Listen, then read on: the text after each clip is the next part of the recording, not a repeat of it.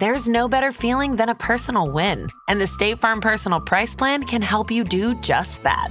Talk to a State Farm agent today to learn how you can bundle and save with the Personal Price Plan. Like a good neighbor, State Farm is there. Prices are based on rating plans that vary by state. Coverage options are selected by the customer. Availability, amount of discounts and savings, and eligibility vary by state. I just MailChimped my marketing. You MailChimped your what? I MailChimped my marketing with AI to create an effective marketing campaign in minutes. No, MailChimp and Way. Yes, MailChimp and Way. Now I can hyper-personalize my campaigns across email and SMS. You can do all that with MailChimp? What did I just MailChimp and say? MailChimp your marketing with the #1 AI-powered email marketing and automation platform, Intuit MailChimp. #1 based on publicly available data on competitors' customers. Plans vary. SMS available as add-ons. Visit MailChimp.com.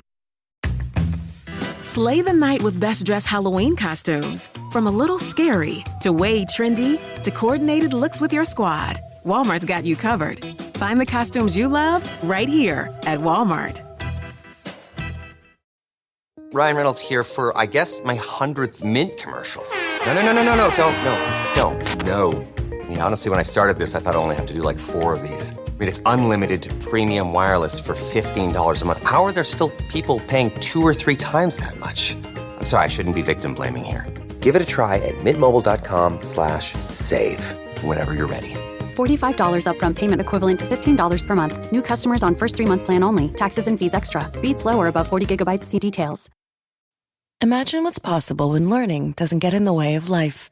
At Capella University, our game-changing FlexPath learning format lets you set your own deadlines so you can learn at a time and pace that works for you.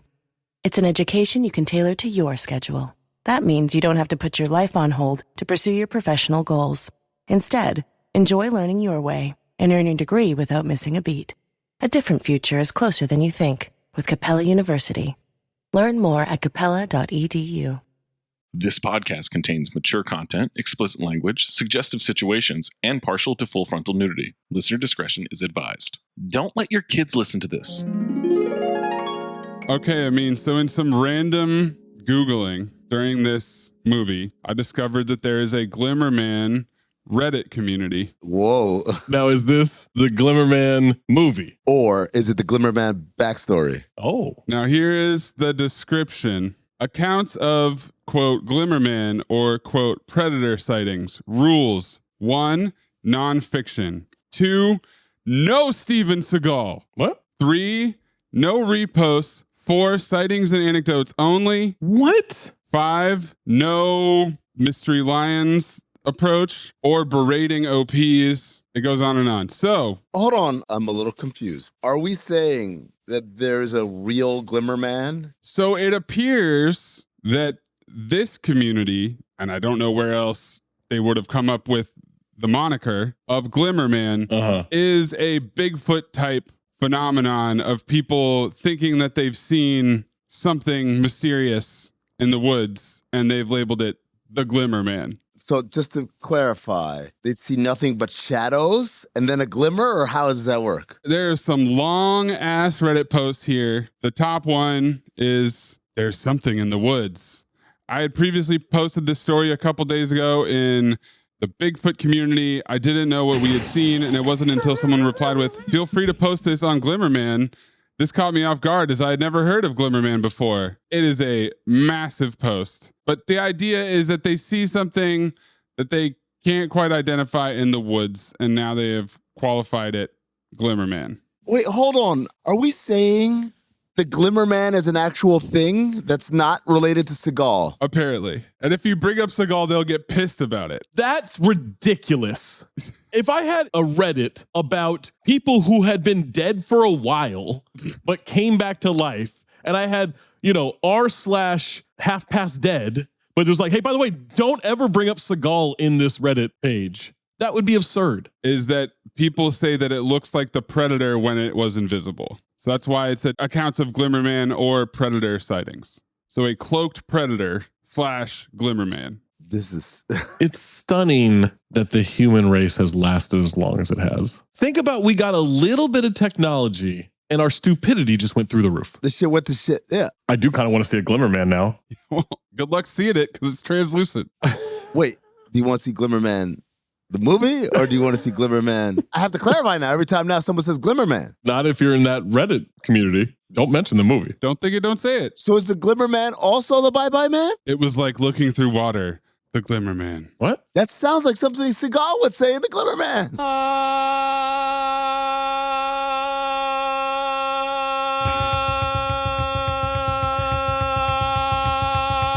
Now you've seen how bad things can get and how quick they can get that way. Well, they can get a whole lot worse. So we're not going to fight anymore. You think this dude's gonna take Ed down? MVP is gonna blow Ed out of the water. He's the most valuable primate. You betray the law. I'm sorry, misogynist. Men are hoes too. You've said hoes 58 times in this episode, and I'm the misogynist? Are you unbelievable, man? Wait, you guys have notes about 9/11 for this movie? How do you not? Yap about this and yap about that and yap, yap, yap all night long. Fucking yap, yap, yap. It was in my dream.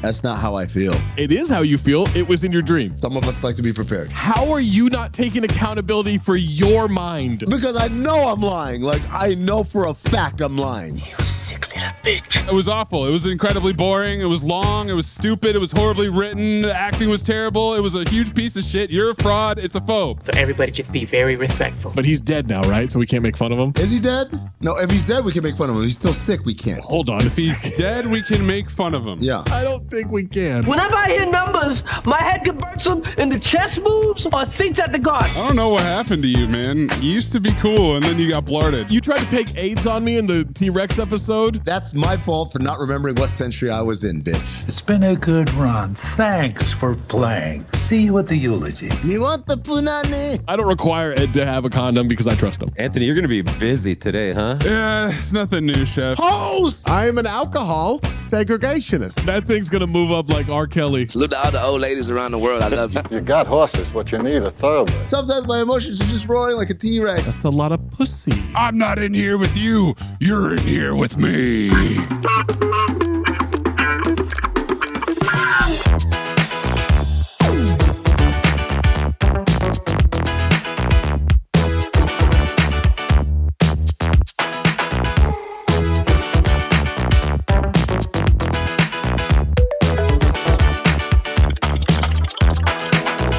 Welcome to Cinephobe, the podcast where we break down the movies you're afraid to admit you love. I'm Zach Harper. That's Amin and that's Anthony Mayes. Make sure you listen to us on Spotify, or the fastest hands in the world are going to block everything you got. Spotify is where you can vote in the poll, like the poll for Double Team. 55.8% file, 44.2% phobe. Kiss my balls. I got to get in an altercation, man. I got to say kiss my balls to someone in the wild. Kiss my balls. Spotify is also where you can leave a comment, like Astronomy Aleworks, who said, who lines up 20 Coke machines in the same hallway in the Coliseum and Coke saves the day when Pepsi kills the bad guy? Imagine a place that would sell both at the same time. Unstoppable. Oh, if they teamed up? If the Coke machines had blocked the explosion, Mickey Rourke is still alive, and then a Pepsi sign falls on Mickey Rourke, that's the easiest file in Cinephobe history. And then Pepsi and Coke make eye contact, and they don't have to say any words. No words are spoken. They just know. And then they end up at the same shitty casino somewhere in Michigan. I don't know where they were. Big Belly Dub said, I love Rodman, and it was fun when they thought he could act. This is a terrible action movie. Surprised Rodman's broken dick stories didn't make Amin's bits. Good episode. Enjoying the new daisy chain. His bits? Broken dick. He's a broken dick. There's no way his dick is broken. You can't. It's not a bone. Going back to the X-Men Origins Wolverine episode. Oh, sure. With Wolverine, it's a bone. Yeah. With Dennis Rodman, it's not. It's a worm. Oh. Leave us a review. Leave a comment. Make sure you check out the CT5 episodes on the main feed. Leave us your CT5 suggestions and lists on social media or in the Discord, which you get to by subscribing to patreon.com/countthedings. You get access to ad-free episodes, extended cold opens, rewatched and live events, episodes early most of the time, discounts to live show tickets, and all the extra content, not just for Cinephobe, but across the entire Count the Dings network. Including Basketball Illuminati, which has been back for 4 episodes now. Go subscribe to Basketball Illuminati. Say it 3 times. Keep your third eye open. If you have a submission, submit it. A reminder needs to be 40% or lower on the Rotten Tomatoes audience or critic score. Recently, Amin had us get totally naked. So we get vengefully arrested with law-abiding citizen. Then we start a new improved daisy chain. I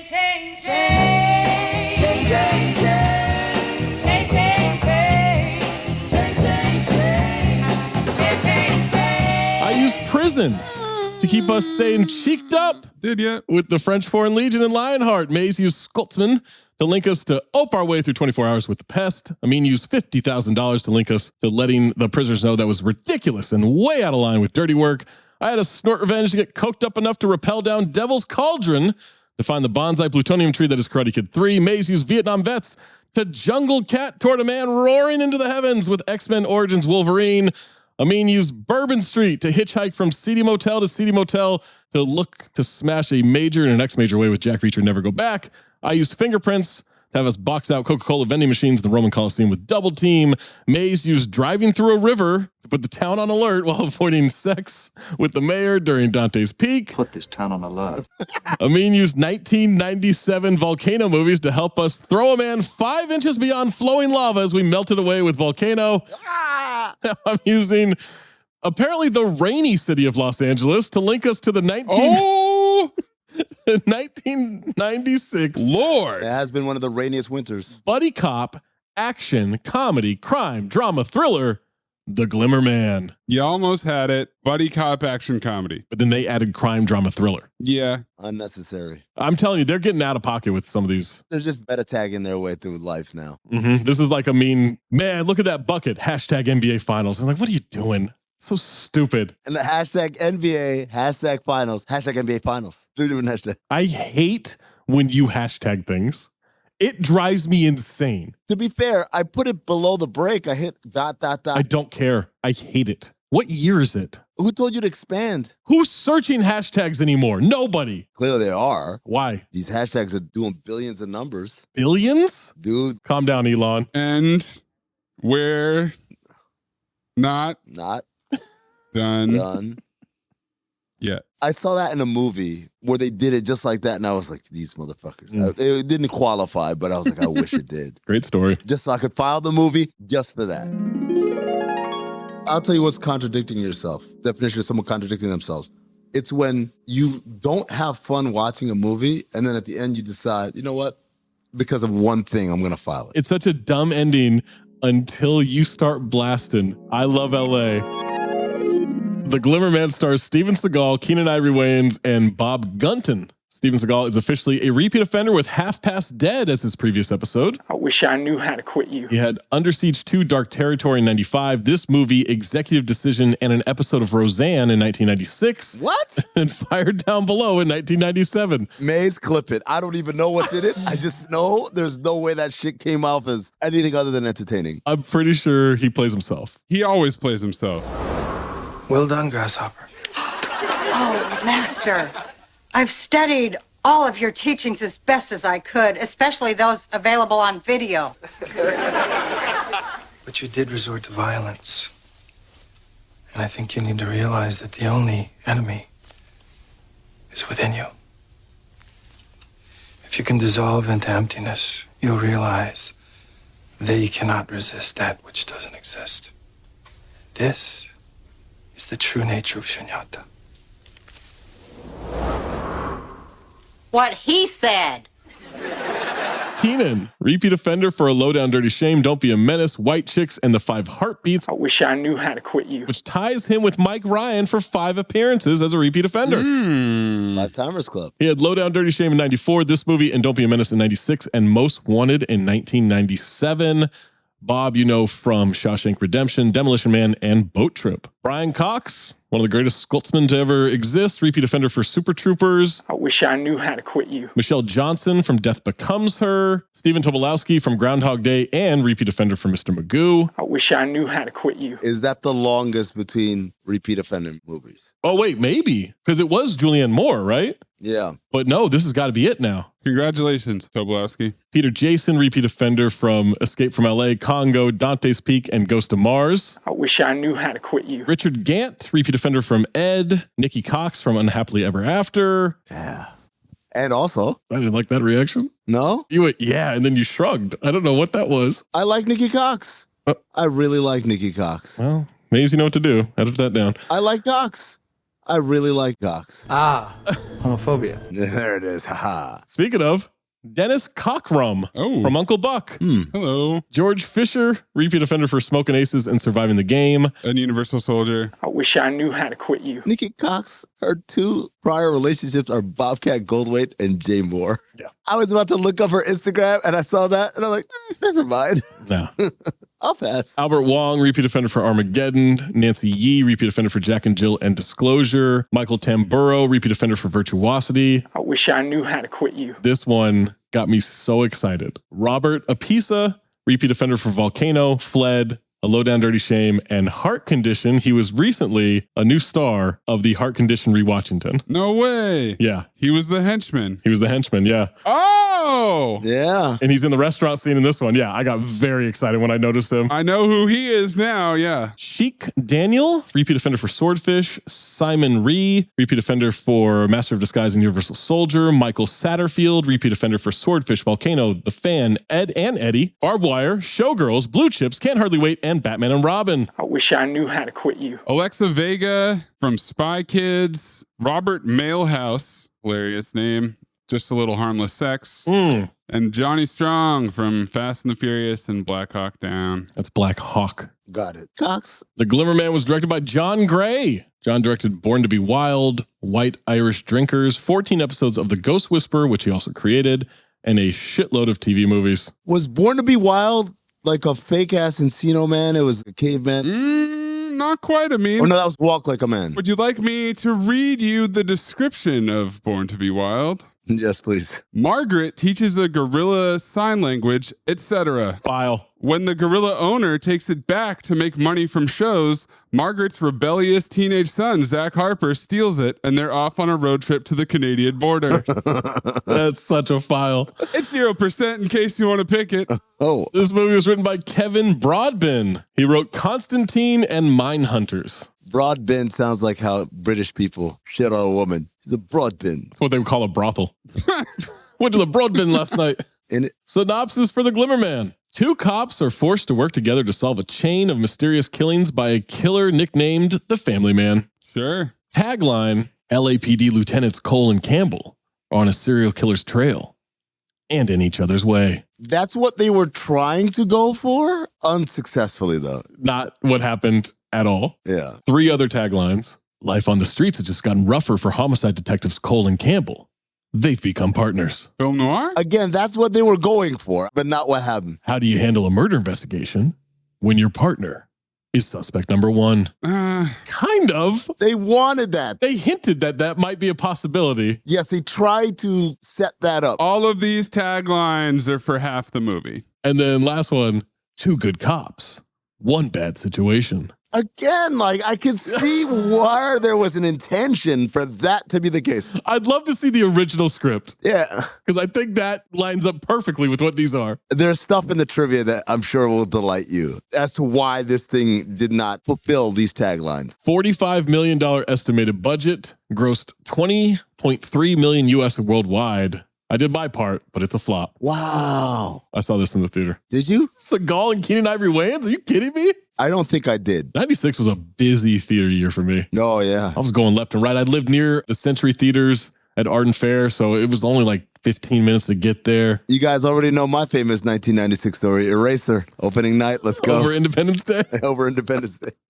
Before we jump to this movie, you listen to the rest of this podcast. Sorry, but The Glimmer Man is a rental. 3 straight rentals for Zach. Yep. It's $3 to rent, $10 to buy. Now, Zach, if Apple had told you at the end of the movie, if you like this for $7 extra, you can now own it. 100%. I think we have to make this a thing, and we have to be the faces of this movement. Absolutely. They would have so much more of my money. I've never heard anyone talk about this. I've never heard anyone bring this up, but I think we would actually bring about this change. I don't think we can do anything that would help society, but we can help Apple. This helps society. How? People owning the Glimmer Man. Their lives are enriched. Only the Glimmer Man. If they rent it first. Well, the Glimmer Man receives 11% on 28 reviews from the critics on Rotten Tomatoes, 38% from the audience on over 10,000 ratings. Amin, check the positive. It's a Dairy Queen. Or the negative reviews. It's a double qualifier for those who don't know. It means Dairy Queen? A Dairy Queen, yes. DQ, double qualifier. It's disqualified. What? No. Hey, man, We're 242 Cinephobe years into this shit. Who says we can't keep it fresh? Come up with new bits. Hey. It's a Dairy Queen. Dairy Queen just makes me think of ice cream. It's a Dairy Queen. Yeah, now I want to go get ice cream. Soft serve. What? It's not actually ice cream. It's soft serve. Legally, they can't call it ice cream. You know that, right? Who gives a fuck? Oh. Well, actually, that's soft serve. Shut the fuck up. I'm saying they can't. Well, actually, that's not entirely accurate. I'm saying they can't call it ice cream. You could call whatever the fuck. You can call it baby shit if you want. Why did you just correct me then? Because I like to be correct. I don't know. That's not true. That is absolutely true. Is your ice cream cone half full or half empty? I mean, I'm a window half broken kind of guy. Give me the positives. A lot of flimsy windows in this movie. Nothing's half broken. Hey, John, that's weird. That glass looks half full to me.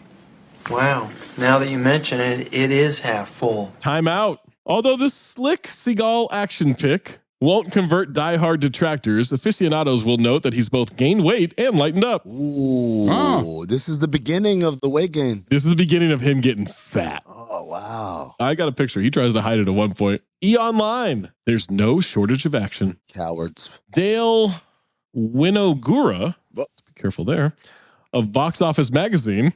A lean and mean exploitation thriller, The Glimmerman might not be original or memorable, but the goods are delivered with reasonable flair and efficiency. I'm not going to say it's not original. Zach, I didn't hear exploitation in your 52 genres that you spit out. I didn't either, but maybe I'll go back and see if I missed one. User Brian B, 4 out of 5 stars. I'm surprised of this film's low rating. This film is a really entertaining action clip that is held up by the performances of its TOO leads and its hardcore violence. Me, TWO. Blank user, 5 out of 5. When I think of an objectively good movie, well-directed and criminally underrated, The Glimmerman is the first thing that comes to mind. Pay attention to the movie. It's a buddy cop movie throughout and starts off as a comedy but becomes serious towards the middle and end when Seagal found out his ex-wife was killed. Seagal and Wayans dodging the Russian mafia, tracking down who set them up, and being 5 steps ahead of the curve, smart characters who connect dots and think logically. The forensic aspect of this film is what makes it so compelling. Discovering how the family man thinks and the Glimmerman bringing him to justice is what this film gets right on so many levels. They literally never solved the serial killer. No, we don't learn shit about how the family man thinks. They did solve. No, they didn't. Yes. It's Toblerone or whatever his name is. Steven Toblerone. Toblerone. The family man. Steven Chocolate Bar. What? Blank user, 4 out of 5. Love the action scenes. Classic scene when Seagal cuts those Asians' throats with a credit card. Love them 90s movies. I thought they were Russian. I thought they were Russians too. May's clipping cable guy. I think it was an Asian gang or something. I saw someone, he looked Asian, and he was speaking another language. I'm pretty sure it was Asian. Blank user, 5 out of 5. Rush Hour Before Rush Hour with Steven Seagal as Jackie Chan. Better than the first Rush Hour, but not the second. Russian Hour. Negative reviews. Stop being a pessimist. This tank is not half full. It's half empty. Mal Vincent of the Virginia Pilot. It may be beneath contempt, but at the same time, it deserves contempt. Can Mal Vincent ever give a positive review if the first name is Mal, which is bad in Spanish? Mal Rats. Let's go to the Mal today. Dennis Schwartz of Dennis Schwartz Movie Reviews. Schwartz is strong in him. Seagal gives us a fairly good Bruce Lee impression in a film that is more moronic than it should be. What? No, he's better than Bruce Lee. Quentin Curtis of Daily Telegraph. John Gray's The Glimmerman is strictly for Steven Seagal fans, parentheses, if there is such a species. Quentin, you fuckhead. I guarantee there's a species. It's us. Is Quentin Tarantino the last white Quentin? Yeah, I don't know of any other, I know of Quincy's. White Quincy? John Quincy Adams. Nope, that's a middle name, number 1. Number 2. No, if you're throwing the name, because he's just John Adams. But once John Quincy Adams. No. You're a Quincy. John Quincy was the second Adams. John Adams is... They can both be John Adams. He was John Quincy to differentiate him. Not like George W. Bush. Here's the difference, right? We have George H.W. Bush and George W. Bush. Right? Mm-hmm. We know the HW and the W. Mm-hmm. What's the first John Adams middle name? Exactly. Did he have one? I don't know. That's a Quincy. Either way, that's not a modern Quincy. There are no white Quincy's. Depends on how far back you want to go. I'm asking, are there any white Quincy's? Have the white people given up the Quincy name along with Quentin and Marcus? Well, we took Dante back. Oh, Dante did go back. That's right. What about Ty? Tyler. Because you stretch out to Tyrone or Tyrell. Michael Giacchino of themoviereport.com. I swear that was an involuntary from me. Such out to Tyrone. Keenan Ivory Wayans is so much more interesting, lively, and fun than Seagal. You wish that he were the star of the film. Same note, too. What? You don't wish Keenan was the star of this movie? No. Two Americas. It's got Steven Seagal in it. It's got Keenan Ivory Wayans. Steven Seagal is the quintessential cinephobe actor. Just because he was on the art forever before he had a movie doesn't make him quintessential. I'm not saying Amy Schumer's quintessential. Or Quincy-central. Or Quinton-central. Mayor Quimby. Oh, only if he's black. Richard Harrington of Washington Post. Dick. The plot of The Glimmer Man involves not only the family man, but our evil secret government, the Russian mafia, and rich, powerful politicians. The three stooges of action cinema in the 90s. It is a real bukkake of villains. And each one is underdeveloped. Mary Brennan of film.com. It's ugly and unpleasant, but you may find it intensely compelling, much like a visit to the oral surgeon. Yep. Liz Braun of Jam Movies. Too much, jam. Your average 5-year-old could have constructed a plot with fewer holes in it. No, 5's too young. Remember Roger Ebert was like, Forrest Gump could have written this? And then blank user 2 out of 5 stars. 855 NBA jump. A messy and rather stupid police procedural that somehow involves a serial killer, the Russian mob, a shady government operative, and a sinister rich guy. Of course, it all ties together. Burning question, if the movie takes place in LA, why is it always raining? Well, because it's the rainiest winter they've had in LA. We'll get Amin's first note, May's first note, and my first note after these messages, unless you are subscribed to that Patreon, patreon.com/countthedings, in which you get an ad-free episode now. Hello, listener. It is your favorite Butcher Turn podcast producer Mays here to talk to you about ButcherBox. One of the biggest holidays on the butcher calendar is Thanksgiving. I can tell you from the front lines of slinging turkeys that it gets hectic at the grocery store during Thanksgiving. And that's why your search for the perfect Thanksgiving entree ends with ButcherBox. Take the stress out of holiday meal prep with your choice of humanely raised whole turkey, turkey breast, or ham, free in your first order, plus get $20 off when you go to butcherbox.com/dings and enter code DINGS at checkout. Sign up today and get ready for your easiest Thanksgiving yet, delivered right to your door. Order by November 19th to guarantee delivery by Thanksgiving. Spend less time at the grocery store and more time enjoying the holidays with your family. Go to butcherbox.com/dings and enter code DINGS, DINGS at checkout to get this offer plus $20 off your first box. Slay the night with best dressed Halloween costumes. From a little scary to way trendy to coordinated looks with your squad, Walmart's got you covered. Find the costumes you love right here at Walmart. The #1 selling product of its kind with over 20 years of research and innovation. Botox Cosmetic, out of botulinum toxin A, is a prescription medicine used to temporarily make moderate to severe frown lines, crow's feet, and forehead lines look better in adults. Effects of Botox Cosmetic may spread hours to weeks after injection, causing serious symptoms. Alert your doctor right away as difficulty swallowing, speaking, breathing, eye problems, or muscle weakness may be a sign of a life-threatening condition. Patients with these conditions before injection are at highest risk. Don't receive Botox Cosmetic if you have a skin infection. Side effects may include allergic reactions, injection site pain, headache, eyebrow and eyelid drooping, and eyelid swelling. Allergic reactions can include rash, welts, asthma symptoms, and dizziness. Tell your doctor about medical history, muscle or nerve conditions including ALS or Lou Gehrig's disease, myasthenia gravis, or Lambert-Eaton syndrome, and medications, including botulinum toxins, as these may increase the risk of serious side effects. For full safety information, visit BotoxCosmetic.com or call 877-351-0300. See for yourself at BotoxCosmetic.com. This episode is brought to you by Indeed. We're driven by the search for better, but when it comes to hiring, the best way to search for a candidate isn't to search at all. Don't search, match with Indeed. Use Indeed for scheduling, screening, and messaging so you can connect with candidates faster.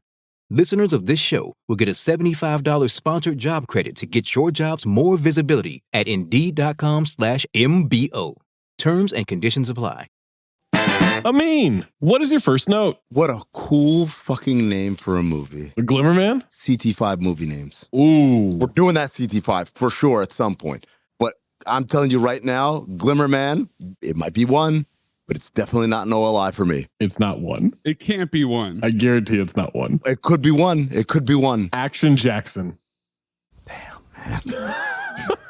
Name two. Okay, could be two. It could be two. Kangaroo Jack, Good Day USA. Oh, shit. But it is CT5 movie names. I think we can all agree to that. No. You think you could name 5 movies? I could name 7. It wouldn't even make an OLI for me. Really? Oh, wow. Maze, what about you? Zach's always kind of a little wonky. What does that mean? I don't know. I haven't really thought about it. I was intrigued by what is the Glimmer Man. I'll give you that. It's a cool fucking name, man. The Glimmer Man? It is a Hurricane Smith level of unveiling. No. Yes. Fuck no. Hurricane Smith. Also pretty good movie title. Yeah, great name. You know, for these 90s action movies, I have to do this. I watched the trailer. Oh, yeah. With my man Don LaFontaine on the trailer voice. To those he pursued, he was known only as the Glimmer Man. They'd see nothing but shadows. And then we get quick cuts of Seagal's fat face. Then a glimmer. And then a glimmer. He's always followed his own path and worked alone. More close shots of his fat face until now. Explosion of banter from Keenan Ivory Wayans. And they played James Brown's Superbad. I got soul. Of course they did. Oh, my God. Maze, what is your first note? Is this movie title The Glimmermen or The Glimmer Man? My first note, I haven't looked at the metrics for this to confirm or deny, but I will just make the proclamation that Steven Seagal knows how to make a 90-minute movie. This dude is 90 minutes through and through. All right. He gets to it. I don't think this is arguable. He's really efficient. He tells his story in 90 minutes flat. He's in, he's out. He's never cracking 100 minutes. You barely notice. It's just a glimmer. If they do break 100, it's a glimmer. It's a glimmer. Glimmer. See you in a little bit. Glimmer. Glimmerman. Second note, is that a sitar? It is a sitar. What the fuck? Dramatic ass music. We're driving through a city, weird images of the walls passing by, photos from a crime scene. We get the title card, we get the opening credits. What is this effect they just did on the Hollywood Two Palms Motel? Troll 2 lightning bolt, because it's raining. I'm getting motion sickness watching these credits. They shot these credits by putting a camera out the passenger side of a car. Not securing it. As Louis Pinnock drove. CD Motel month is back. And we get some infrared heat map toning of this guy walking through a parking lot. You said heat map. I said some 90s ass effects on these shots of this guy walking through. There's a laser sight on a person, or it's coming from a person. I'm not sure what's happening. Predator vision is showing a guy about to break into a home. Same note too. Couple sleeping. I'm guessing this is from one of the crime scene photos we saw. Predator vision figure shot a woman in the head and then she screamed? Yes. With her ass on, by the way. Oh, of course. Choppy zoom, laser sighted, silenced, Gabriel Cash gun. Crime scene photos on a board, and we are at a precinct. Question. The busy police station, everyone walking around holding papers, phones ringing nonstop. Is that 20 CB or do we still do that? I think it is 20 CB. Hubbub of activity. Yeah. Everyone is Dave Yeager Award, trying to look busy. Oh my God. Some of the worst extra work we've ever seen. Keenan walks in and says, "What's up?" A cop says, "Hey, it's Chicken Noodle Campbell." Reference. Keenan says, "Shouldn't you be sitting in a high chair?" Banter. Absolutely banter. And let's go ahead and call it what it is, guys. Banter is a very strong horseman in this movie. Big time. Strong horseman, yes. Richard Gant is eating a donut. He hands him a coroner's report. Man, why don't you just try crack? Banter. You call that humor? No, we call it banter. Golden dumpster. Oh, yeah. And the captain says, "No more 976 calls." Banter and 20 CB. Walks into his office. Seagal is sitting there. And what in the Kyrie Irving is going on with his necklace? Well, what's happening? Chicken Noodle Campbell has the same question because he does a double take by checking the name outside the office. Ass off. And then he calls him Mr. Love Beads. You're going to have to seek high enlightenment somewhere else. He's Lieutenant Cole, assigned to the case. They asked me to come back here and look through the file. Didn't mean to be discourteous. Nice to meet you. Keenan has heard about him. Wasn't expecting him so soon. I said, did the plot lift off? What's happening? We missed the scene. Had to have, right? We missed a couple scenes. This ain't New York is a horseman as well. It's not going to win, but it's definitely a strong horseman. Also, vague exposition about the DeMarco killings. I call it half-position. Oh, okay. To the point where I don't know if DeMarco is the killer or the person who was killed. The victim. Couldn't tell you. Half-position runs rampant in this movie where they're giving you tons of exposition and yet I don't know what the fuck they're talking about. We work as a team around here. He says, the way I work is I just kind of like to solve the case. is that tough guy talk or is it banter? You know, the way I work is I just kind of like to solve the case. I don't really care who gets the credit. I don't really care who gets the credit. I'll tell you what it is, Zach. It's May's friend's dad loving this Glimmer Man. I like the way the Glimmer Man gets shit done. Figure shit out. The way he figures shit out. Keenan says they'll call this guy the Family Man. Mace, I need you to clip from Family Guy. Fine. Think what you want, aging supermodel Carol Alt. Carol, come in here. They're saying your name on the Family Man. Killed 6 families in the last 8 months. Ritual killings. Any connections with the families? They're all Catholic, which ties into the crucifixion ritual. Ah, Catholic month. That's it. And guess what? They found 2 more kills. Today's his lucky day. Cut to the motel. The sign on the motel says they have king and waterbeds. 20 CB. That's a nice place. Seagal is wearing his green dragon jacket, and I desperately need more exposition on this character. Well, if you need a picture, I got it for you, because look at this photograph. Look at this photograph. Every time I do, it makes me laugh. This is nuts. Is that from his personal collection? 100%. Or did he use movie budget to purchase it for his personal collection? I think it is a molding of the two. I think he started using wardrobe, but that is absolutely his jacket. Did he just touch the dead body and contaminate the scene? He's got a glove on. I don't think he does have a glove on. Does he? Fits you like a glove. I hope. He touches everything in every crime scene. That's why later on, they found a print on the scene, and he's like, it was planted. I'm like, no, it's not. You're the sloppiest motherfucker in the world. We see everyone nailed to the wall wearing crowns of thorns. I said, boys, Catholic month is back. Crown of barbed wire, repeat offender. Dead bodies are ass off. Didn't know it was a coat at first. Did he change clothes to come here? He grabbed it from the office as he was walking out, because I had the same thought too, bro. Yeah. So many flash bulbs and quick cuts. Pop, pop, pop, pop. Seagal says this is not the same. Keenan says this is the first one in the motel. The rest took place in their houses, and there are some Encino Man pretty pictures on the wall. Pretty pictures. Horsemen. And blood, or maybe it's feces. I don't know. It's blood, Zach. Seagal says there's a lot more going on. This is different. How? Cut to the car. Driving through the rain. So you married or what? What? See, this is what I hate about new partners. They always want to get personal. Oh. I don't want to talk about it. I Put a little thug in it. Maybe you get your money. I love Nicholas, all right? Was that good? Nah. Check it out. Read my lips. Aight. All right. How was that? You see what I'm doing that right there? Yeah, Aight. You see what I'm getting at in there? I think that's tough for me. I feel like this is a pretty straightforward question. It's not that hard to be like, nah, I'm not married anymore. No, but it's a weird one. So are you married or what? Is something you would ask someone you're trying to fuck. That's where I think there's tension. Okay. Forget that I ever mentioned anything at all. Good. So you married or what? No, I'm not married. See, every cop I know who's married got a wife that won't sleep with him, 2 kids that don't listen to him, and a dog that'd rather lick himself than go fetch the paper. All units respond to a barricaded suspect with hostages at the St. Edmunds School. Possible suicide. Yeah, we're in that area. Whoa, hey, man, what are you doing? It's right over here. No. See, that's suicide. We're homicide. Now, some dumbass want to jump off a building, that's his problem. Somebody push his ass off the building, then call me. The way I look at it, death is death, you know. I mean, we got to have compassion for the dead, the dying, that could be dying, and they're about to be dead. I'm going. Keenan throws his siren on and does a power slide through an intersection in the rain. Bad police work, man. That's what this is. Bad police work is definitely a horseman. Not once is their protocol followed at all. Protocol? These guys are going to be on trial for mass murder. Got to the school. Kids running out in slow motion. Friars or some shit are explaining the situation to Seagal and Keenan.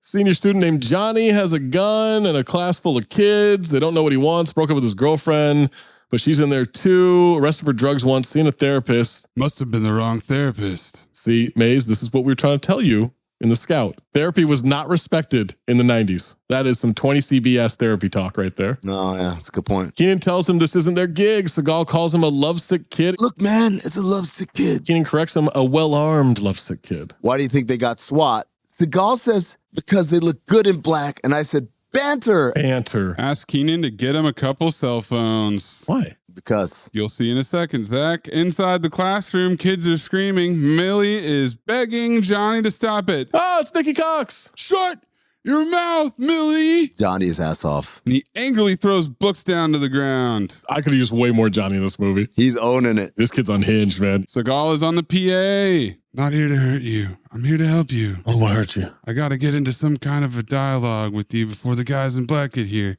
because they don't listen to anybody. That's when I went ope, because they showed Keenan Ivory. I was like, wait a second. You guys are connecting dots. Step the window. Look at me. I'm unarmed. But it turns out that he's using the cell phones to talk into the PA at range. So stupid. He kicks the door down. He kicked the fucking door open. That is not subtle. Points his gun at him, tells him to put the gun down. This unhinged kid who might shoot somebody. It's a terrible plan. CT5 worst cops. He put everyone in jeopardy. A classroom full of kids. All targets now. And nuns. The worst combination of victims you could ever pick. Children and nuns. Combination.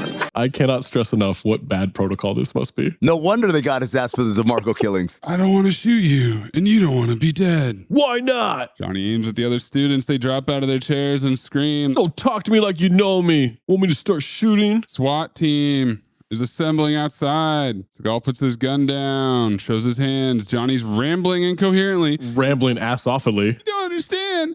I can't go back with him. I won't. With who?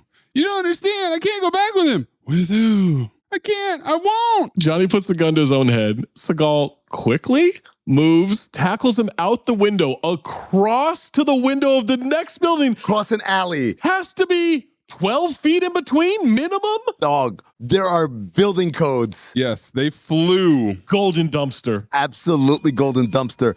Spoiler alert. The way Johnny was talking, I was sure he was getting molested at home. Oh. They are diddling the fuck out of Johnny. His stepdad is diddling the fuck out of him. When we find out why he can't go home, I'm like, Johnny, I could live with my rich stepdad if he was doing that shit. I'm throw that out there. Millie's dumbass, I love you. She's ass off saying, I love you, Johnny. He says, I love you too. Then Seagal says, I love you too. He says, I hate this job. Cut to them putting Johnny in a cop car. He tells Keenan SWAT would have killed him. They both know it. You're not a freelancer, okay? Oh no, this ain't New York. No shit. Banter. And also, this ain't New York. This is one of many examples of Steven Seagal is standing in a way where he is trying to hide his stomach. Oh, the hands. The hands. He's literally holding his gut in, using his hands as a buttress to make sure that the gut doesn't come spilling out. And all it does is make me focus on the jacket and the gut even more. The dad of the kid, Frank, shows up.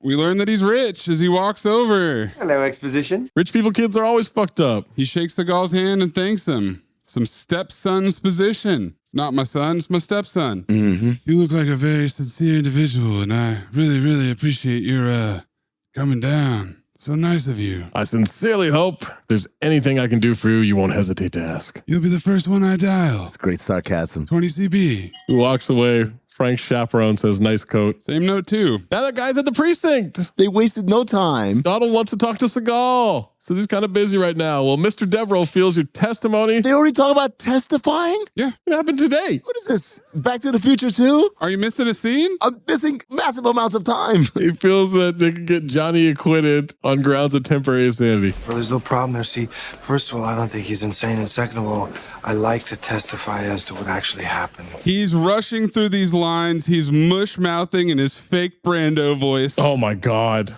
It's incredible. Johnny was clearly unhinged. What are you talking about, Seagal? I was like, he's not insane. Like, what? And then I was like, oh, yeah, that's right. It's 20 CB. He says he's Frank's security. Could have fooled me. God, I thought you were an attorney. Listen, I want you to deliver a message for me. You tell your asshole boss that nobody threatens me. You tell your asshole boss that nobody threatens me. Now get your ugly white ass out of here. Don't come back. Look at this photograph. This is for Amin to use at any time. Oh, nice. Thank you. Look at this photograph. Every time I do, it makes me laugh. The only thing missing from this photograph is the do-rag from Half Past Dead. Oh, God. We know that these are people not to be messed with because we get ominous music when he says, I'll convey your feelings to Mr. Devereaux. Oh, yeah. He laughs, walks away. We're at the corners. Motel victims have some problems. Dead gratua popos out on the table. There is no way that this corner would have all of the popos displayed like this. Mm-hmm. What are you going to tell me? She had a bad hair day? Banter? Banter, absolutely. Banter.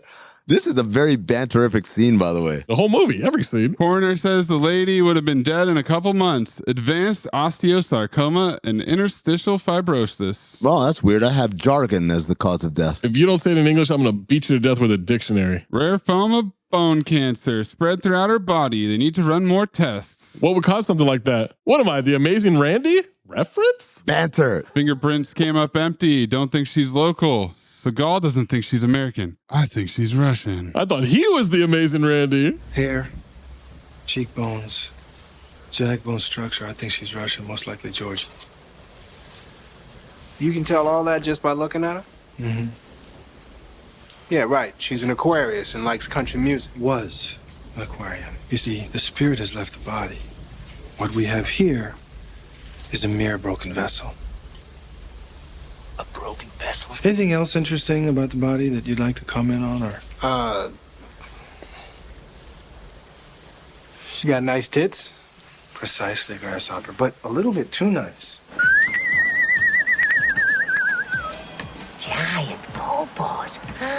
He puts on a glove, whips out a scalpel, and bada boom, bada bing, pulls out an implant. Run the VIN number on it. May's friend's dad is creaming himself right now. Likes the way he figures it out. Looked at a dead body and figured all that shit out. Cut to Frank at home. Security tells him Cole won't cooperate. I would recognize those square panels anywhere. We are in Terry Silver's house. Wow. And that means that Deverell is a bad dude. It means he's got some plutonium. All right, problem with new cops. They need to be taught who to pay attention to. Donald wants to teach them a lesson. Frank wants to put their Russian friends on and let them earn their money for a change. Russians, you say? That's interesting. And then we get some grade A vague exposition about everything in place. Yeah, as long as everyone keeps their mouth shut. Someone's running the hose from assassins on the window to simulate rain. Keenan and Seagal get out of their car. We get some more exposition about Seagal. Why LA? New York City didn't have enough psychopaths. He didn't get along with his captain. Time for a change. X moves out there with the kids. So his ex moved out here. Yeah. That's why he's out here. And they are where Juju wants to be. They're in Chinatown. We're talking about the ex-broad wife. We're doing a walk and talks position, but apparently I learned later she's not a broad ex. It's just an ex. Could be an ex in general. Yeah. Seagal speaks Chinese to the shop owner. Keenan waves his hand to dismiss it. Please clip in from Meet the Parents. Jack can't talk Thai. Oh, no, Dina, Jack can talk Thai. Jack talked Thai very well. Is this Louis Pinnock? For Seagal? Yes, speaking in Chinese. No. I got a note pretty soon. I called it casual Chinese. Oh. I mean, somehow that seems racist. I'm just saying he's trying to demonstrate to us, not that Jack Cole speaks Chinese. Steven Seagal speaks Chinese. Yes, this has nothing to do with the character. This is a Look at Me Louie by Seagal. Chinese woman offers Keenan some tea. He says, no, thank you. I don't know you that well. Seagal says it's good stuff. That's deer antler. Deer antler tea. Good for your masculinity. Makes a fist simulating a dick. Strong. Ain't nothing wrong with my manhood, thank you. Let me have just a little sip. Black and white movie on a very 20CV TV. The lady's talking in Chinese. Yes, do you know that I'm black? I have no idea what you're saying. Seagal translates. That movie always makes her cry. Keenan calls it a real tearjerker. Not that he cries at movies. Takes more than a sad scene to break him. That'll never come back up. Seagal tells him, crying cleanses the soul. If I need a cleansing, I'll have a bran muffin. Banter in 20CB. Bran muffin to take a shit was a massive joke in the 90s. What's that? You don't remember bran muffin jokes? I don't. Is this a Two Americas thing? Probably. But then again, Keenan was the one that made the joke, so. I said, let's just lock in Seagal speaking Chinese and anytime he tries to have banter with Keenan for Louis Pinnock. Well. Because he does go into his Steven Seagal lawman voice. Not when he's talking to anybody else. Just Keenan. I'll let you do the math on that one. Y'all sell roaches. I'm in the wrong business. Can make money and never leave my apartment. Banter and also 20CB. Seagal gives him something for allergies. Keenan says it's bitter. He swallows all of it. He asks what it is. Just a little bit of powdered deer penis. Zach, is it really bitter? No. Well, I don't know about deer. I thought you guys said I don't know about powdered. Clips 3 penis wine from the league. Yummy, yum, yum, yum. My 3 penis wine is gonna get me out of my sexual funk. It's made from snake penis, dog penis, and deer penis. Well, I'm pretty sure the deer penis does most of the work and the other 2 are just kind of for taste. You realize drinking that stuff is just like one step away from chugging dongs, right? Potato, potato. Keenan spits it out. He feels violated. He's not amused. Seagal laughs. They leave. Why did they go here? What is this scene? To show that he speaks Chinese. Also, there's a callback later. It's so we can talk about deer penis for the rest of the movie? Mm-hmm. Yeah. Pretty much. Yep. Or is this Seagal running errands? There just so happened to be a camera going. Oh, half this movie, I'm pretty sure Seagal didn't know they were filming. Mace, I'm going to tell you right now, if you think about their visit to that Chinese store, there's not a single thing that happens in there that they learn that is essential to the case or the main plot. It is just to set up a series of other jokes later in the movie. Yes. How many scenes are there that add or set up the main plot? Because I would say not many. No, there are. There are. It's just... No, but... They're driving again. Keenan wants to know what's up with the beads. It is constantly raining in this version of Los Angeles. Horseman. He says mala, Tibetan prayer beads. I said, I have no idea if this part is in the movie or they were just filming a real conversation. Yeah. I said, hi, Brent, ain't no beats. He uses them to calm his mind and purify his thoughts. I use Jack Daniels. Trying to go to the same place. We're just using a different technique. Except I don't wear the bottle around your neck. That's because you lose your job if you did. Banter? They get a call with info on the family man, but the informant won't give it to them. They're heading to the South Dock. As they pull up, Seagal sees 3 guys breaking into a car. Keenan says they don't have time for that. Why don't we just get you some red boots and a cape and you can fly around the city and stop all the crime? You're cops! They're homicide cops. Not carjacking cops. Oh, okay, got it. They pull up on the 3 carjackers, get out with their guns drawn. You know what really pisses me off? When I see a bunch of sorry-ass motherfuckers like you with more hair than me. Now turn around, put your goddamn hands up on the car. If I go get my clippers, go crazy up in here. Fuck you, pig. Fuck you? Did you say fuck you? I'm confused. We got the badges, we got the guns, you got a screwdriver. It's kind of like, taking a screwdriver to a gunfight. And pig, that's an old phrase. Y'all must not be from around here. Y'all must be from another country or something. 4 guys in suits with guns walk out from behind them. This Russian guy tells them to drop the guns. Oh, shit. It's the crazy cab driver from the beginning of Surviving the Game. Yeah. How did you know they were Russian, Mace? They started speaking Russian. I knew because the closed captions said... Speaks Russian?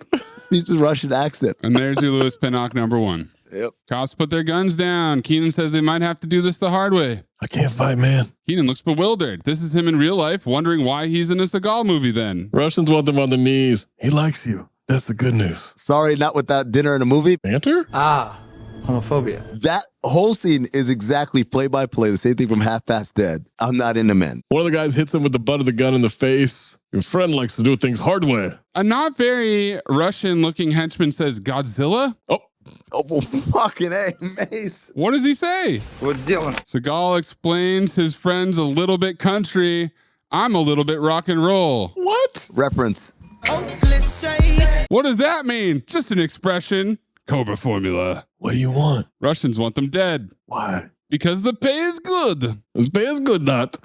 Well, how about I double the pay? Russian laughs at him. You have balls, but I don't think you have enough money. He says he has thousands of dollars in his pocket. Gonna reach in his back pocket, get his wallet. He shows them. His wallet is flat. Lots of cash. No, it's not. There's no cash at all in it. Or you could take plastic. He pulls out a credit card, flips a blade from it, immediately cuts 3 throats. Back and forth. That's rock and roll. Which is a callback to about 30 seconds ago. Sure is. They don't have a square on them, Seagal. You can't tap to pay here. It's 1996. But it's just a setup. He's not actually going to charge him. It's tough guy talk. No, I know, but why would they fall for it? They didn't. He didn't give him enough time. His hands are so fast. This, ladies and gentlemen, is not police procedure. This is triple homicide. Absolutely. He slits 3 throats. 3 throats. I audibly gasped. This is worse than Bad Boys 2. Dog, you're a cop. I get it. You're in a life-threatening situation. You cannot slit throats. Wait till he's suspended and starts killing people. It's also a Dynasty credit card, 20CB. That's 20CB for sure. I don't even know what that is. Back in the 20CB, I don't know why, and they didn't know about product placement or whatever. Instead of MasterCard, you get Master Charge. Yeah. Pseudonyms for very recognizable. So it's supposed to be Diners Club. Throws a guy through a car window, takes 2 other guys down. Keenan's just fighting one guy. Seagal kicks another. He kicked him in the chest, and the guy got knocked out. He does some silly hand movements. They shoot this to give us minimum clear angles of any of the fighting. Never. But, Zach, did you notice, as of this film, he had not yet mastered the one-handed technique of holding his shoulder with one hand? No, that's advanced. You know why he did that, though? No, why? He would put his left hand up on his shoulder, right? And he'd do it with his right hand because his left tit is bouncier than his right tit. So he had to hold it in place. Yeah. Manually. It's a signature move that he does repeatedly in this movie where the guy charges at him and then he steps to his side and throws him. That's a Seagal staple. It's like the judo clips. Yes. He's fighting judo and then people attack him, and I use the word attack. It's Aikido. I don't know when Keenan woke up. He got knocked out and all of a sudden he's back up fighting. We get the quintessential Seagal fast hands bullshit shots. He breaks the dude's arm, kicks the guy off the platform, and impales him on construction equipment. Dude. Quadruple homicide. A bulldozer scoop is lying there with prongs, conveniently waiting. Keenan rightfully calls him out in the aftermath. For a minute there, I forgot you said you can't fight. Not that I can't fight. I'm not supposed to. It's against my religion. I'm a Buddhist. Oh, great. The Kung Fu priest. Seagal picks up a dude, slams him on the car, asks him who sent him, and then sees his tattoo. Russian Mafia. Keenan wants to try, says he speaks a little bit of Russian, slams his head into the trunk of the car, repeatedly cursing him out. This is funny. Golden dumpster. I liked it. You speak good Russian. Yeah.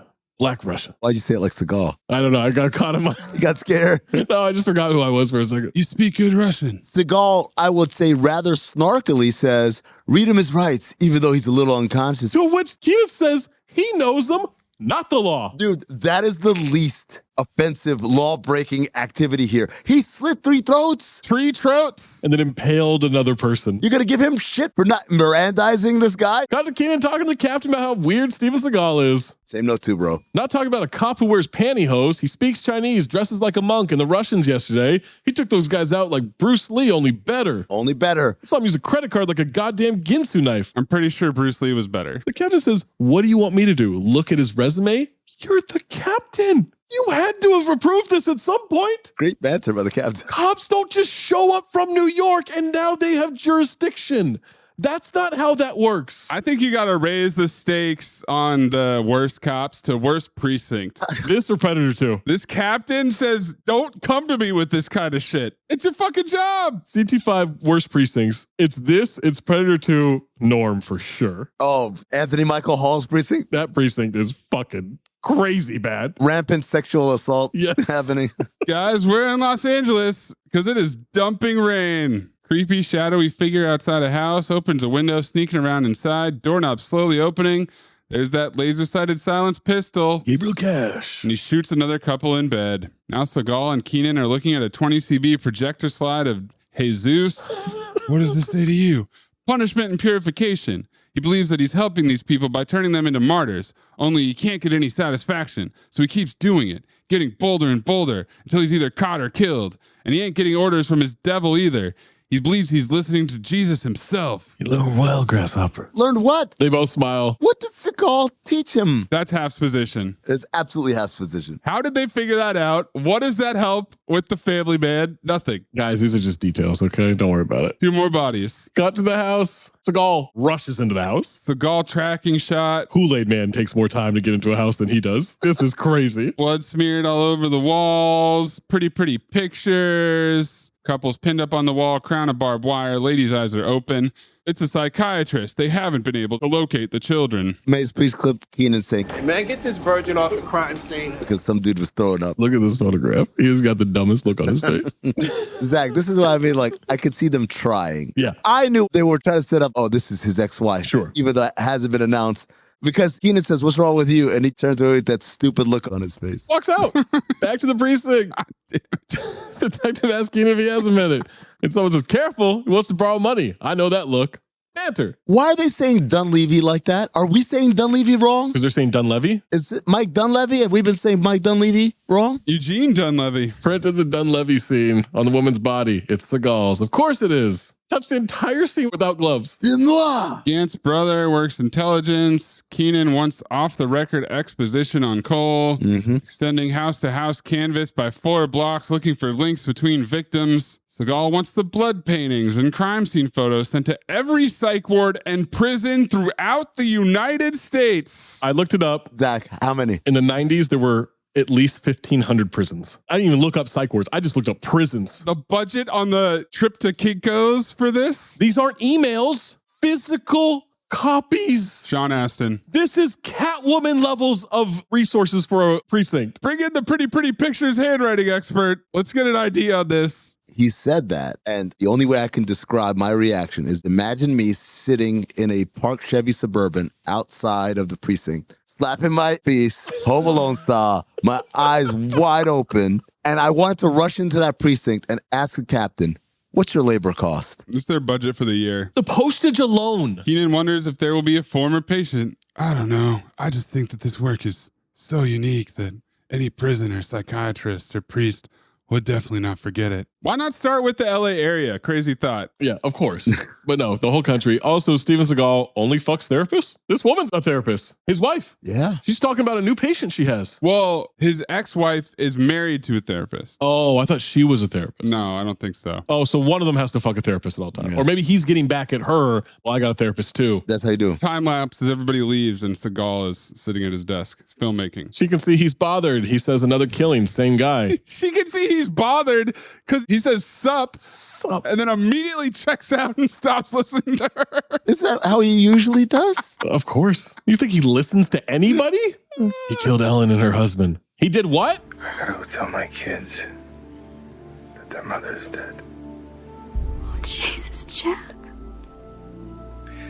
I think he's making it personal, you know. This is how we find out that it's his ex-wife. Film noir and fucking plot liftoff. Same note too, bro. 4, 3, 2, 1.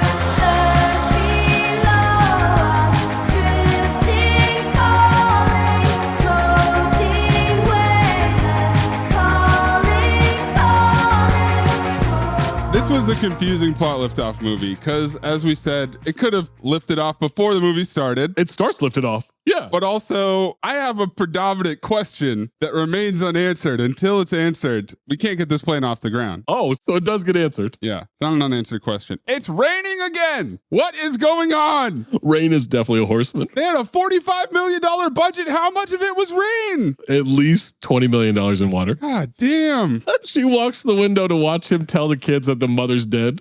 My next note was, it's always fucking raining in this movie. Hard Rain said, whoa, that's a lot of rain. Hard Rain says it wants its rain back. What in the Dan flashes is he wearing? Yep. It's a great wardrobe movie for Seagal. What? He's in his Buddha shrine, aka his shed out back. It's a Koji. That's something Biggie would wear. Same size too, by the way. It's a Brooklyn Nets special edition jersey. That's a Cam Thomas jersey right there. Did you see his real, look at this photograph with the Dalai Lama? No. No, I didn't see that. No. It's on the wall. And we'll talk about it in the trivia. He makes a phone call for Westlake Security, wants Mr. Smith to contact him right away. Cut to a CIA ashtray. They got that from the Bad Company collection. You say my ashtray was from CIA? Hey, it's Brian Cox, fellow Scotsman. He's told Seagal wants to speak to him. I wonder what took him so long. I thought of Amin. Amin really wants to get arrested and be like, what took you so long? That's my line. Yeah. Cox says to ignore him. He's being dealt with, and we have bigger fish to fry. KFB? Is he doing a Southern accent? Maze, I didn't pick up on it until... Oh, really? Towards the end of the movie, someone's describing... They have to exposition it to us at the end, just to make it clear. Back to the precinct. Keenan gets info on Seagal from the detective. He gets half's position. NYPD, homicide, task force command on the DeMarco serial killings. Still don't know who was killing or getting killed. Nope. Lots of medals. Good cop. They ran out of medals. Oh. Mostly because he slit the throats of all the people who might get them. He shot the DeMarco killer. Still don't know if DeMarco was killed or killing and was busted for acting without sanction. Well, I don't believe he was busted, but I believe he was acting without sanction because that's all he does in this movie. In a weird way, this is a very Sean Astin and whatever the opposite of Sean Astin, I can't remember the term we came up with for realism. Because on the one hand, in many precincts all across America, they are populated by disgraced cops from other precincts. Sure. On the other hand, that usually happens when you go from a big town to a small town. So someone who's a disgraced Chicago cop resurfaces in like Cedar Rapids, Iowa, and becomes police chief. But the idea that this guy would be forced out of the NYPD and land on his feet in the LAPD, Sean Astin digging a pool. Detective orders 2 coffees for himself. Power move. No military records, almost nothing before NYPD. Guy came out of nowhere. One thing we know for sure, used to be married to the Dunleavy woman. Dunleavy. Son of a broad. Cut to the Dunleavy funeral. Seagal is there with his kids. Beautiful painting of LA behind them. LA is looking hazy as hell, but at least it's not raining. I think it's just a matte finish on the painting. Seagal not wearing a denim shirt or a leather tie to this funeral. These kids do not know their mother's dead with the way they're acting. This is a who's that man situation for sure. Who's that man. You know what? I applaud the director. Because I have a feeling, Zach, that they had lines and roles, and director sat there and was like, you gotta cut all this shit. Keenan's cucking there. Keenan's cucking, but this is a 20 CB shot. Yes. This is the Michael Bay brown tint, even though I know it's probably ozone layer issues over there. We got the 20 CB sunglasses. Are those Oakleys? No, I don't think these are Oakleys. I don't think Seagal's an Oakland. Keenan wishes Seagal had told him about his ex-wife. Well, I didn't. Don't they still have to? Yes. Doesn't anyone do any police work? Anybody? Hey, who's the Vic? What's her background? Oh, she was married to Cole? Is it our Cole? Same Cole? No, we're not going to do any of that shit. Nobody else ever figures it out for the rest of the movie. Couple of the motel is ID'd as Russian, just like he said. No connection. Weren't even Catholic. Hands him a folder. This is empty. It's everything we know about you. That is a next level Cobra formula. Absolutely. Is it Cobra formula? Yeah, because handing him the folder is the bait. I know, but it's a special kind of Cobra formula where you don't even need to say anything. Oh, so you're not saying it's Cobra formula. You're saying it's Glimmer formula. I said Glimmer. Somehow it's more racist for you to say it that way. It felt racist. It felt way more racist. I gotta be honest. That didn't feel great. Background's nothing but smoke and mirrors. Who are you, Jack? I can't get into it right now. What? They've got zero chemistry. And that's hard because Keenan's great at doing this banter and shit. Well, you have to have the other person actually engaged in anything that's happening outside of what they're doing. Yeah. Well, maybe you can get into this. Keenan tells him they found his print on the body. Planet. Huh? Yeah, right. And there's a puff of smoke coming from the grassy knoll. What kind of bullshit you trying to run, man? Seagal confesses he hasn't always been a cop. Keenan leans in to whisper in his ear, you are one mysterious motherfucker. Nobody seems to know anything about your past, and the only piece of evidence I got points right at you.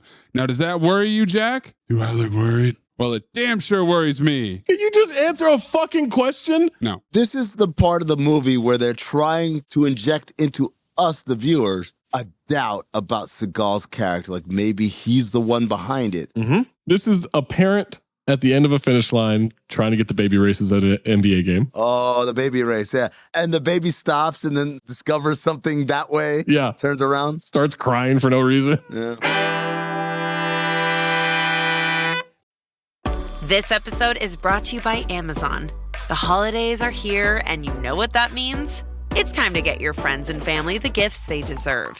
Take the stress out of shopping with Amazon's great deals and low prices on a huge range of items from toys to tech and much more. Whoever you're gifting for, Amazon has great prices on everything you need this holiday season. Shop early holiday deals now. Future you faces some big expectations. Work out more, go to bed earlier, and most importantly, make smart money decisions. Thankfully, today you has Bank of America. One place with tools and guidance to help balance tasks from budgeting to saving. So you can just be you with big plans. Do more with a bank that asks, what would you like the power to do? Explore our tips and more at bankofamerica.com/futureyou. Get your holidays started with the perfect tree in your perfect style from the Home Depot. Whether you want something that you can assemble in a few clicks, steal the show with over 2,000 color-changing bulbs, or a tree with lights that can be controlled by remote or foot pedal. The Home Depot has it all in our huge assortment of premium trees. Plus, get free delivery on over 2 million items this holiday from the Home Depot. Subject to availability, see homedepot.com/delivery for details. Seagal shows up to a restaurant, closed for a private lunch. Seagal rings the bell to interrupt the phone call. Count the dings. I'm trying to tell you, see, we're closed today. Tomorrow we'll be open. It'll be fine. You come in, okay? It'll be nice. Oh, excuse me. Hey, asshole. What are you, blind? We're closed, okay? Whoa, Louis Pinnock for this guy. Yes. Holy shit. It reminded me of the shredded squid guy. Yeah. But he was faking it. You faking it? So who's the Louis Pinnock? Is it the actor or is it the character within the movie? It's the character. Got it. And then Seagal slaps him out cold. But takes the phone in one motion. Oh. Takes the phone with the other hand. Fast hands. You kind of talk too much. Yeah, go ahead. Come on, we'll give you a table. Wait a damn second. Is my man at the bar the same as the guy from Heart Condition? That is him, Robert Apisa. Holy shit. I called him Taffer.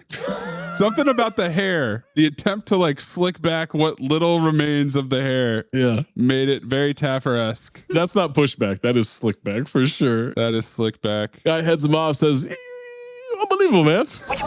You unbelievable, man. You need to turn around and leave. Seagal grabs his hand, twists it. Bodyguard says, ow, ow, ow, ow, ow, ow. He walks into a dining room where Brian Cox is. You don't call, you don't write. What's worse, you don't take my calls.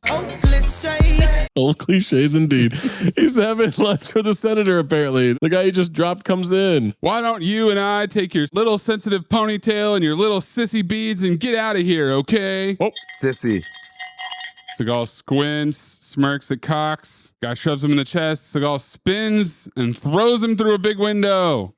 Cox tells the senator some urgent business has come up. The senator scurries out and Seagal takes his food. Starts eating. It's not in the script. Not in the script, yeah. Brian Cox, by the way, ass off in this scene. Lock him in for the whole movie. Cox checks that Jack Cole is the name Seagal is using at the moment. He offers some food, but says the service leaves a little bit to be desired. Cut the shit. Seagal needs names of consultants. It's about the serial killings. Cox is familiar. He calls it truly wicked. He apologizes about Ellen. Last 2 killings were by a pro. Not a serial killer. And Cox knows who it is. Let me guess. They discovered your checkered past and now suspect you. Tactical redundancy? But also not any information. No. Half's position. Vague's position. Tactical half's position.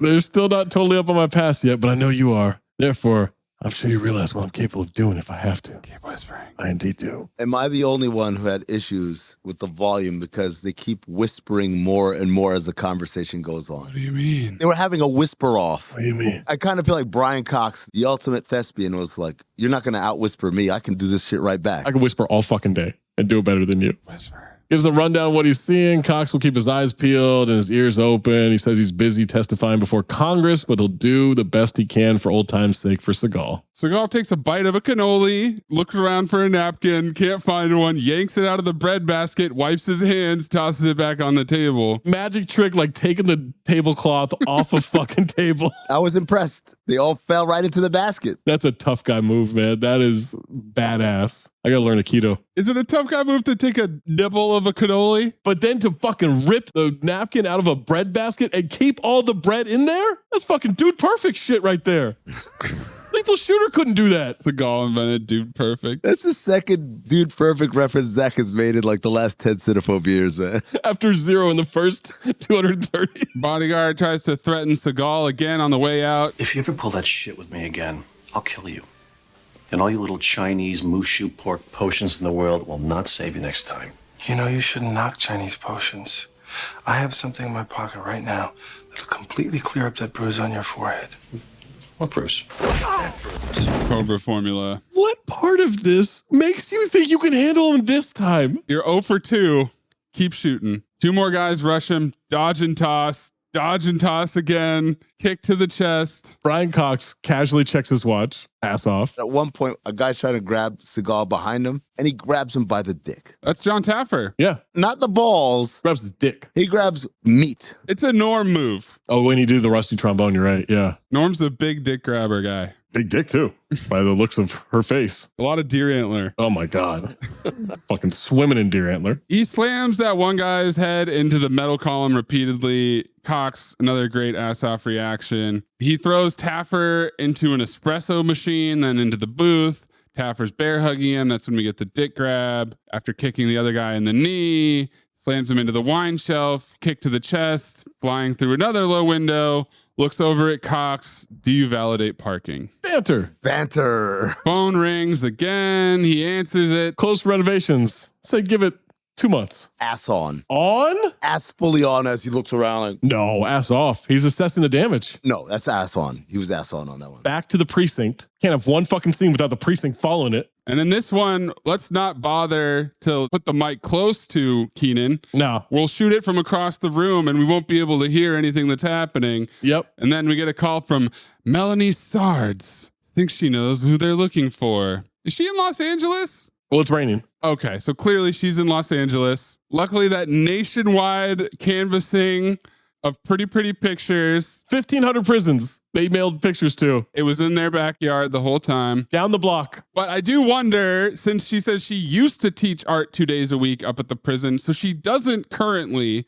Is she at a psych ward? How did she get the mail? I think she's at a school. Right, she's a professor. Yeah. Did they send pretty pictures to every university in the country? Well, she says she doesn't check her mail that often, so it took a while to contact. So how long has it been? Great question. They send it to the psych wards in the prisons, who then say, hey, who was the teacher that used to be here? Because she might know. They then contact her via mail, but she doesn't check her mail. And that's why it's taken so long, even though in the movie, we're all like in day 2 at most. 2.5 maybe. Keenan starts sneezing. He's allergic to incense. Can I get you something? No, thank you. I'm going to suck on some deer penis. I'll be all right. Well, there's the intro. Golden dumpster. She gives him an ass-off, confused stare. Keenan stammers. It's Chinese deer penis. You put it under your you were saying? Ass off. Drawings were familiar. She saw the crucifixion. It clicked. He was her favorite student. She's talking a bunch of art shit. See, my whole approach is organic. I start on the inside influence, and then I try to draw on the student's inner life. It's about having them find the moment, a moment without. Keenan calls a timeout. I just need the name. Melanie, I've got to hurry back to the 90s now. Christopher Maynard. This was her favorite student? Dennis Reynolds? Encino Man level drawings? These pretty pictures were the best of the prison art school? I'm not saying you hit her with an indictment. I'm not saying you throw the cuffs on her. But she immediately leaps to person of interest on this investigation. Once she says that was my favorite student and she's gushing. For sure. That artwork sucks dick. Sorry. Dear Dick. Dear Dick, yeah. Dear penis. Rub dear dick. Back at the station, Zach, your favorite place. Jesus Christ, we can't get away from this fucking precinct. Francis fills in Seagal that they've got to make on the killer. Name and address, just waiting for the warrants. Seagal looks at a pretty picture of church. Then this is wildly 20 CB. He calls research and asks them to find a church within a 9-block radius of the address. Why 9 blocks? Why not ask for the closest church? Well, it doesn't matter. Cut to the church. Ned Ryerson, joined by the other unhoused gentlemen, singing in church. He walks out after mass. Seagal gets out of the car. He sees him. Mm-hmm. Whatever Steven Seagal is wearing in this movie, horseman. Yeah, Steven Seagal's wardrobe. Wardrobe is a horseman. Yeah. Ned Ryerson runs back to the church, pulls a gun on the priest, has him hostage in front of the altar. I had this feeling I was going to die today. How did he know he was a cop? They know each other. Do they? Yes. Wait. Really? Yes. How did they know each other? He was one of Brian Cox's men. Oh, really? Absolutely. That's how he knew who he was. This was a pro. Right. Yeah, we do get that exposition. He said they're pros doing it. Doesn't make sense. Oh, no, I thought the pro was Douglas. They're both. They're multiple pros. I mean, Ben Parker is Peter Parker's uncle. Wait, no, wait, hold on. No, that's true. No, look it up. But Zach, we go back to the Madam Web episode. Uncle Ben. I'm trying to ascertain something here. If Steven is a pro and Douglas is also a pro, and they're both doing these killings under the guise of a real serial killer. I love when Amin tries to really nail down a bad plot. I'm trying to understand it. I know. You're trying to understand a plot that has a tremendous amount of holes. But this might be the biggest one of them all, that the serial killer is still on the loose. He's still out there murdering people. They never solve it. Spoiler alert for the rest of the movie. They never solve the serial killer. They don't even try. No, they give up. Job well done. Mission accomplished banner.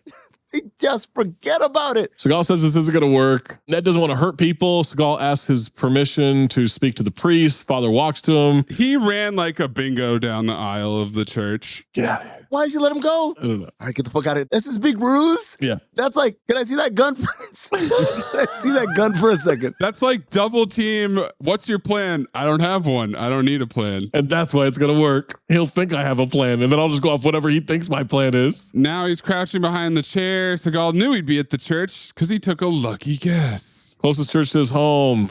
You're the new cop they brought in, right? How'd you know? Keep track of these things. It's part of my job.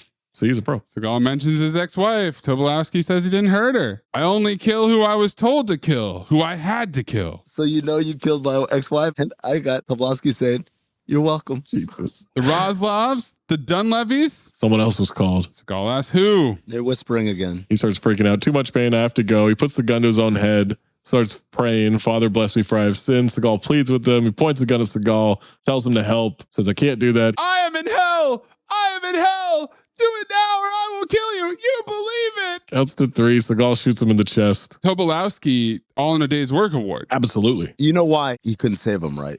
There wasn't a window to come crashing through. There had been a window right there. He would have definitely saved the day. He shoots him, then he looks up at the altar, and I'm assuming he looked at Jesus on the cross. Yeah. And then it just looks like he has gas. Well, he's also a Buddhist. Yeah. Oh, that's right. Yeah. Who's murdered another person. So I hear what you're saying. He was told to kill. Yeah. He is a pro. But that still doesn't make sense. Oh, I'm not saying it makes sense. We don't know why he was told to kill. Completely agree. We don't know why he did it ritualistically, Family Man style. Again, I'm not taking up for this plot. No, I know. I'm just telling you that's what it is. But you're right. They recognize each other. The way he was talking, he talked like a crazy person who would do serial killings. But now it's almost like Usual Suspects. I'm rewatching this in my head and I'm like, he literally meant I was told to kill them. I wasn't told to kill them. Yes. That was my job. These weren't my jobs. By a person, not Jesus or some. No. He wasn't told by Jesus? Brian Cox. Got it. Crime scene. Helicopter flying overhead. Keenan wants Maynard's gun booked.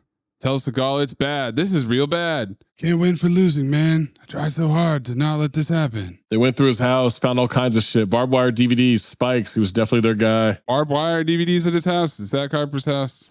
Bargain bin. Same note too. The captain asked what the fuck he's doing there. Says he thought he might be at the church. So he came to blow him away. Seagal explains Tobolowsky drew him down. Tried to kill him, so he had no choice. No choice? The priest told me he let him go. Said he was calm.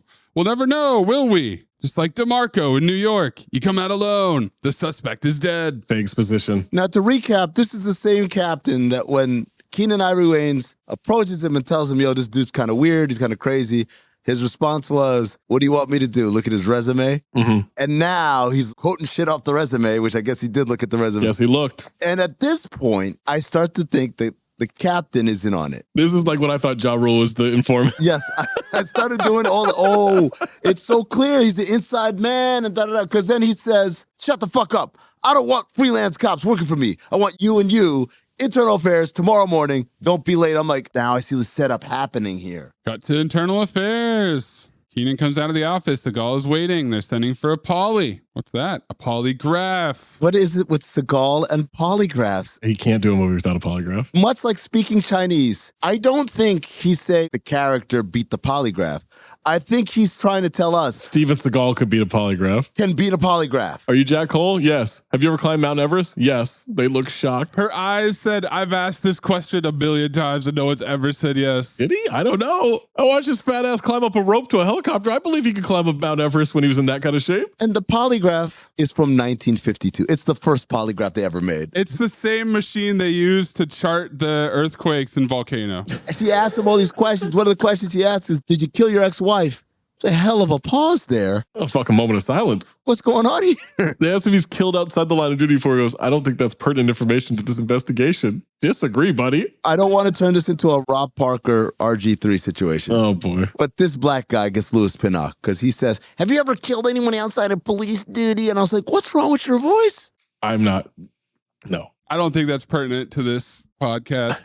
Captain tells him it's a yes or no answer. Is it? Isn't it? Welcome to Cinephobe. Same note, too. Rips the device off. There's my answer. Hey, he's holding his beads. The lady who administered the test has never seen anything like this. Everything reads true. Possible to beat it? It's possible. You have to have total control over your emotions. I don't know anybody who could pull that off. You'd have to be a Steven Seagal type. That's all they're trying to say. You have to be Steven Seagal to do it. Cut to the bathroom, Mays. You have to clip everything that the captain is saying here. Princeton's bad enough, but jerking the poly off just leaves us with a dicks in the air for all your fans out there. Unhinged. He says, tell it to the worry beads. That's what I said. Hi, Brent. Worry beads. No one's taking any chances with you, Jack. Officially a suspect. Give me your ID and badge, but not your gun. You should keep that for later. Which one'd you piss in? He tosses the badge into the urinal. That's tough guy tossing. That's TGT. That is a fucking killer move. Sure is. Guess where the next scene is? It's the police station and it's raining outside. Jesus Christ. They do zero police work, but they're always in the police station. Keenan knocks on the captain's door. Maynard was with his church group in New York for 2 weeks. No way he could have done the last two. Seagal was in a custody battle with his ex-wife. It took them until now to do that research. The Marco killing started 2 months after Seagal began homicide. Moved out here, Family Man killings 2 months after that. They proceed to build the most circumstantial, flimsy-ass case. Even they're not fully invested in this theory that Cole is the killer. Of course not. Because they'd have to do real police work to figure it out. Keenan wants to talk to him. Captain wonders if Keenan's going soft. Guy's a weirdo. You said so yourself. Let internal affairs handle it. Stay away from him. He's bad news. Cut to the Roslov's house. How do you know that, Zach? Oh, because it just says Roslov across the fucking mailbox. 20 CB. This is one of my meta golden dumpsters. It only happens every once in a while, but this one's great. The dog is barking, and the closed captioning, rather than just saying dog barks, says woof, woof, woof. Golden fucking dumpster. Seagal breaks in, police tape everywhere. There are birds and cages in there still. There are doves in here. Is this John Woo's house? Oh my God. How long have these people been dead? Holy shit. No one cleaned this fucking house out? There's an English-Russian dictionary. Come on, man. A gloved hand picks up a stick. Masked figure comes out of the shadows. Seagal, step aside, dodge and toss. Immediately puts his head in the TV. There's not a lot of wiggle room on that TV, too. He bullseyed that thing. Throws him right into the bird cage area. Birds are everywhere. It's fucking annoying. Massive dove cage. The birds are chirping. There's this weird piano music. And I said, this wins the golden dumpster for the most annoying fucking sound scene ever. There's also a bird off to the side just watching them fight. Ass off. A cockatoo. Dub O'Leary. I wish I'd fucked a black broad before I got married. Hello, Oprah. This guy throws a bird at him. Seagal's fat ass lets this guy go. This guy starts running. I'm not going to chase this guy. That's not going to happen. He's blocked so many kicks with his hands. Oh my God. And then he finds Air Odessa receipts and also Deverell Industries. What he finds is the embodiment of 20CB. Oh, I thought you were going to say the embodiment of exposition. They drew a line between the two things for us. A paper sales slip. It's not a receipt. It's called a sales slip. Written out, and on it said it used petty cash. And I thought of petty cash, Chris Dubois. You know what? I will allow that to be a daisy chain. A daisy chain. Maze, you got to do it. Yes. Cut to Terry Silver's house. Baldy tosses his ski mask at Deverell. I take it something's amiss. Cool. Seagal wasn't after anything specific, nothing there to connect her to Frank. Except for the receipt with his fucking name on it, which you probably brought. You should have gone through that house days ago. I'm not supposed to be doing cleanup. I said, are these guys married? This is a broken marriage ass conversation, man. Same note, too. The way he was responding, I'm like, okay, is there tension here? Cut to a movie theater. Keenan is watching Casablanca at an old movie theater. Casablanca movies are back. I don't know if we keep it in the analytics, but Maze, update that spreadsheet. Keenan is whimpering in the theater. He's reading the note aloud. Everybody else is there jacking off, right? It's just single men. No couples at all. Just men. Like you at Megalopolis. Yes. You think I didn't jack off in that I did it to myself? Tears streaming down his face now. Guess who pops up behind him? It's Steven Seagal. What's up? He wipes his face. Keenan pretends he's yawning. This is great physical comedy here by Keenan. Seagal wonders if there's a serial killer. They nicknamed the Family Man, but there's someone else with something more sinister going on. Has to eliminate targets. Kills them to make it look like the Family Man while they're looking for a serial killer. It's a copycat. Seagal is basically describing the great ESPN purge of 2017. Oh, wow. They did the cord cutting. We got to let go of people, but within that... we got to do layoffs. We got to do layoffs, but within those layoffs... And then Woj said, yeah, but these layoffs... Everything's going to digital. We got to streamline. We got to cut the big salaries. We got to get rid of some of these dinosaurs. Let's get rid of Ethan Strauss, who covers the most popular team in sports, doesn't make a lot of money, and has been the longest tenured guy other than Marcus Thompson covering the most popular team in sports. And oh, by the way, wrote the most read article in the history of ESPN.com. And oh, also, 90% of the shit he does is all within the digital medium that we've said we're trying to adjust to in this new era. Let's get rid of him. And also Ed Werder. So Ed Werder was killed by the Family Man.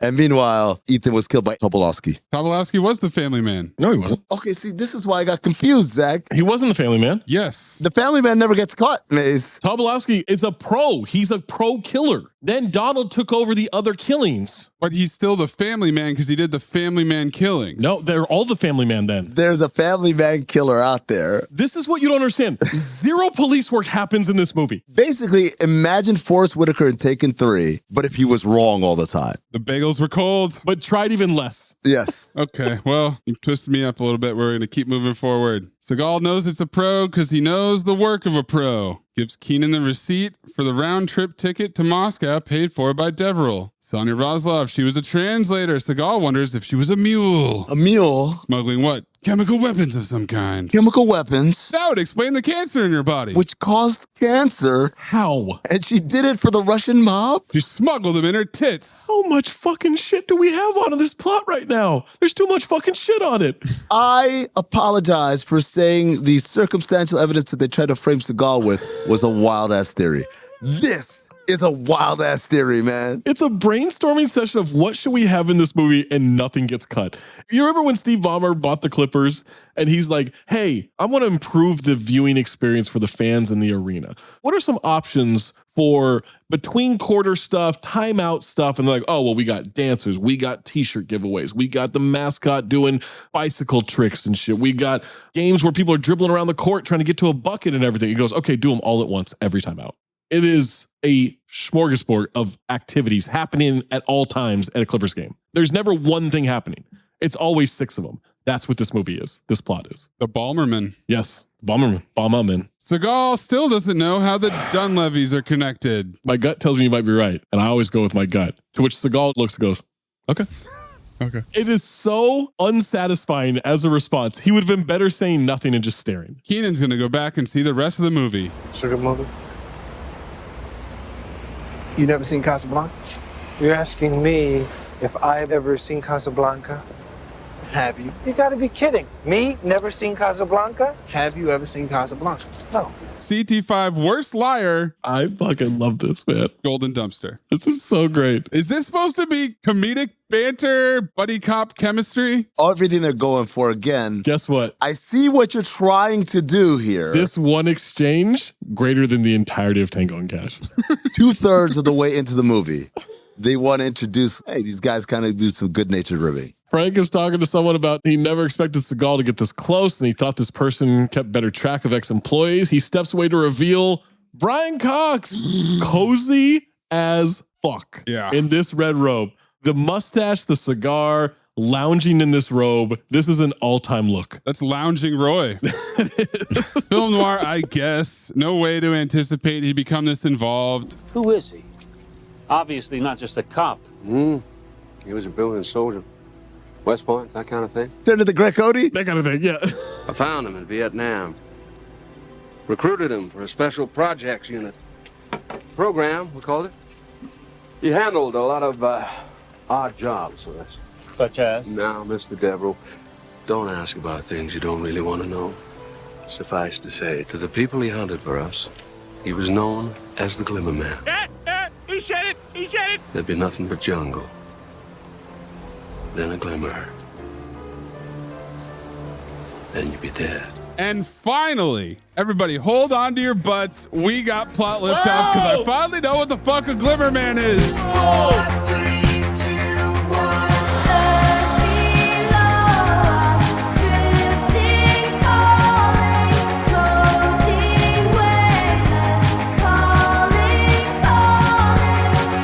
I wondered, will this be a worse explanation than Hurricane Smith? He said, there'd be nothing but jungle, then a glimmer, then you're dead. Yep, it's as bad. The Glimmer Man. Why isn't he still with you? He was booted out of the program in '84. Went native on us. Made up his own assignments. Disappeared for months.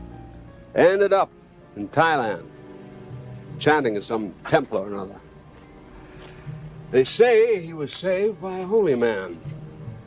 There's so many stories about this fella.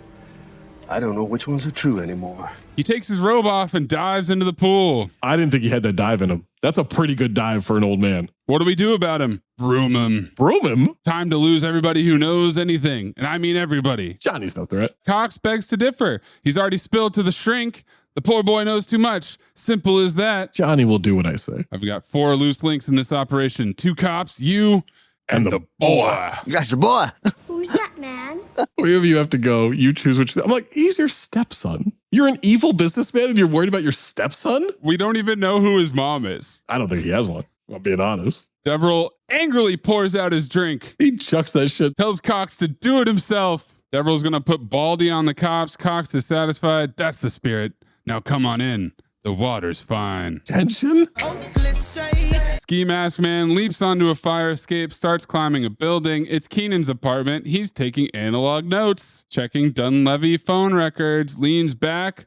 Suddenly, the guy's behind him with a knife. He dodges. He flips the guy. They start fighting. This 20CB TV starts a fire. So 20CB. They fight their way into the kitchen, rip the oven away from the stove. Now we've got an open gas line. That oven's what, 9 pounds? Keenan's apartment is nothing short of stunning. It's huge. This dude made all these fucking jokes about roaches and shit. Bro, you live in this massive loft in LA and it's gorgeous. Which makes it even funnier when Seagal's like, you live in this shithole? What the fuck are you guys talking about? Who you talking to? This apartment would be $7,000 a month now. $7,000? Easy. What is this? Section 8 housing? If it's a shitty neighborhood, it's $7,000. Yes. What if they open up a bonsai tree store across the street and maybe also like a pottery place? $15,000. You're a cop. How are you affording this? What the hell is happening here? They're fighting in the middle of this raging fire. The 3rd roundhouse kick gets the slow motion treatment. It knocks Keenan back. A flame ignites on spilled liquor, rushes towards the gas line. Zoom in close up on Keenan. Shit! He runs away from this massive fireball like he's got a Coke vending machine on his back. It looks very real. Dives out the window. Massive flaming explosion. That's a golden dumpster. The cherry on top, torched Casablanca poster falls right to the windshield below. Oh, yeah. Casablanca movie. Guess what, guys? It's raining. Pouring rain. 2 guys get out of a car. They're at Seagal's place. Tells the wife to take the kids upstairs as he looks out the window. It's Miller and Russo from Internal Affairs. They got a warrant for his arrest. He's ready to go. So they're arresting him. They obviously handcuff him, right? Nope. No. Put him in the back of the car. Driving through this monsoon. Seagal is squinting at them. Making small talk. Coldest winter I can remember in LA. Wettest, too.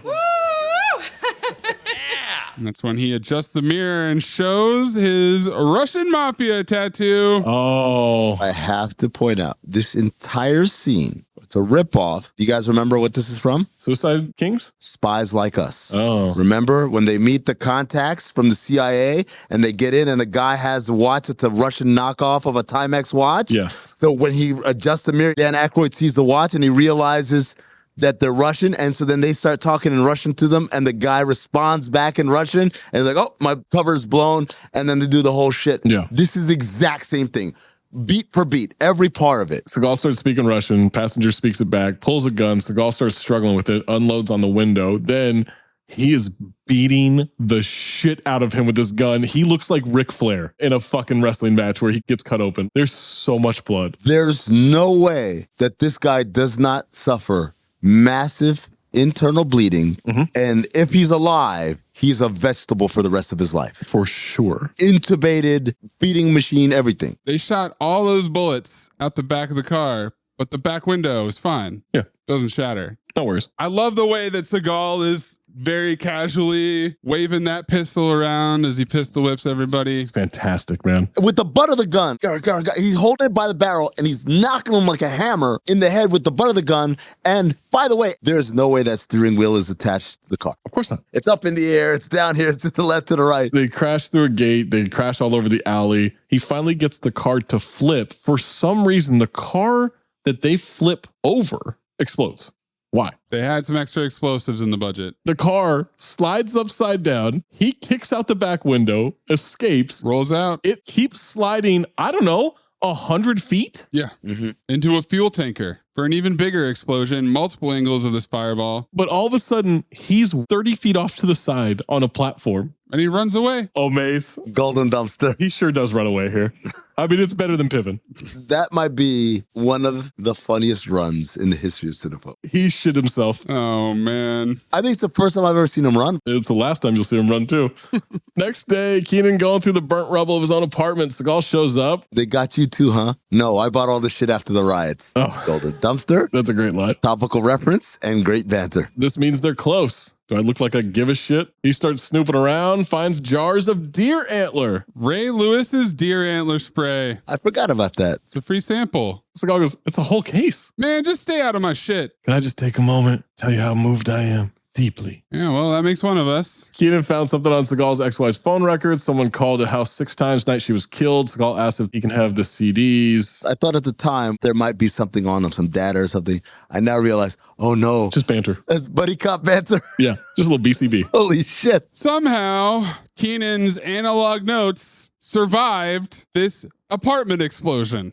Could I ask you something? Do you actually live in this shitbox? Shitbox? No. They go to an apartment building, apartment 200. It's our man, repeat offender, Peter Jason. They ask about his calls to Dr. Dunleavy. You look like you just came from a riot. It's his daughter's phone. His daughter's Nikki Cox. She remembers Seagal. He remembers her. Millie! From the beginning of the movie. Yes. They never told her that Dr. Dunleavy was a shrink. She said it on her own. Okay. Please clip in from Horrible Bosses 2. We like the guy and definitely don't think his son deserves to be kidnapped. And Kidnapped? Who said anything about kidnapping? I must say you did. No, I didn't. I think I heard you say it. No, I didn't. No, I heard it. Pretty sure I said kidnapping. I heard it too. You said kidnapping. I was like, what a weird No, I didn't. way we would have done that. Kidnapping. No, I did not. Did I say that? I think you might have said it, sir. You sure? Well, I got a little lost with all their yammering, but pretty sure. Turns out Johnny called Dunleavy was a shrink after he got busted with coke. Let me tell you something, sweetheart. The games are over. Johnny was afraid to call from home, afraid of Deverell. Stepfather put him away, and Our Lady of Angels. Cut to the sanitarium. Goateed assassin going to kill Johnny. The music intensifies, pulls back the curtain. Film noir. Seagal, pull to the dome. Johnny confirms that Deverell killed Dunleavy. Translator knew Deverell was smuggling bad shit in from Russia. Johnny found out about it. Deverell thought Johnny told Dunleavy. Seagal asked who was helping him. Some little guy, southern accent, Smith. There you go. Holy shit. Yeah, the government guy. Brian Cox probably should be Louis Pinnock. Can you get a Louis Pinnock if I don't even know you're trying to do it? That's a proud Scotsman doing a flawless southern accent. Keenan wonders who that is. Well, you're about to find out. Just fucking tell him. No. Don't vague exposition this one. Can't do that. Cut to Smith leaving. He gets in a limo. Keenan shows up, hits him in the face. Seagal opens the door, sees Smith. They take him under a bridge. Not Eddie Bridge. Oh! Not Eddie Bridge. I wish I knew how to quit you. Dude, let me tell you something. The beginning of the movie, when Keenan's driving and they turn around to go to the suicide, and I see they're on Los Angeles Street, which is downtown LA. I said, I wonder if we're going to get to see the downtown LA bridge. I wondered, are we going to see this bridge or will it be raining too hard? That was your concern. That was my concern, yeah. The visibility. Yeah. At one point, I was like, they're probably not going to show it. And then I forgot about it. And then when they meet, I looked up and I looked around. Oh, shit. You know, Jack, in most states in this country, kidnapping, still a no-no. Hell, we don't even do it anymore. Well, with one more P, it's a no-no. Do me a favor. Spare me the drama. Tell me a story. What's Deverell smuggling? Cox plays dumb. Seagal shoots him in the foot. You're a fucking psycho. Why did he turn into Liam Neeson there? No. I just did Logan Roy on accident. I don't know what the hell he's talking about. You're a cop. Seagal wants Keenan to stay out of this. Kill me if you like, you son of a bitch. I still have no idea what you're talking about. Seagal shoots him in the hand. Denies knowing anything. Seagal's going to shoot him in the other hand, and now Smith will give it up. So, Mayes, I need you to clip Eddie Griffin. I have a hand. I have a hand. I have a hand. Side by side with Brian Cox saying, I need that hand. I need that hand. And I said, I don't blame you. You can take my left hand, but don't take my right hand, man. Don't take my pride and joy. God, I miss you, Jack. So many young men today just won't go that extra mile. Diddling Factory? That's the daisy chain. We're going back to D2, boys. I miss you too, Smith. Now, what is it? Deverell is smuggling chemical weapons in from Russia. I made the contacts for him. The deal's being brokered by the Russian mafia. Would you gentlemen mind calling me an ambulance? So what's he doing with this stuff? The deal's being done tomorrow. Some welfare hotel downtown. He's selling it to a bunch of Serbian freedom fighters. You mean terrorists? Semantics. You say a tomato? No, motherfucker, I didn't say tomato. I said terrorists. You work for the government. Why would you, of all people, help Devereaux? Why? To get rich, son. To get rich. Why else? You got that? Yeah, I got that. Well, aren't you the grown-up spy? Look at the look on Brian Cox's face as he says semantics, man. This is an all-time look. They recorded him on tape. Seagal wants to be left alone and forgotten. Don't make me come back and kill you. I won't. Cox asks about the little matter of the ambulance. Listen, I only shot you in one foot. I will do a hospital. Cut to a house, phone ringing, and we get not newscast position, but forecast position. That's right. Finally. That the rainiest winter in memory is over. Thank you. Don't think we could have worked this in a little earlier in the movie? Nah, I don't need to, man. I thought there was going to be a thread that tied the weather to kind of like Back to the Future. The big thunderstorm isn't just a thing. You give the potential of this movie so much credit. Because I could see it. I could see how they're trying to do this. Sure. The glimmer of hope, man. Glimmer. Frank's house. He answers the phone. Tape of Smith talking about smuggling chemical weapons from Russia is playing. They're at a payphone. So how's that, asshole?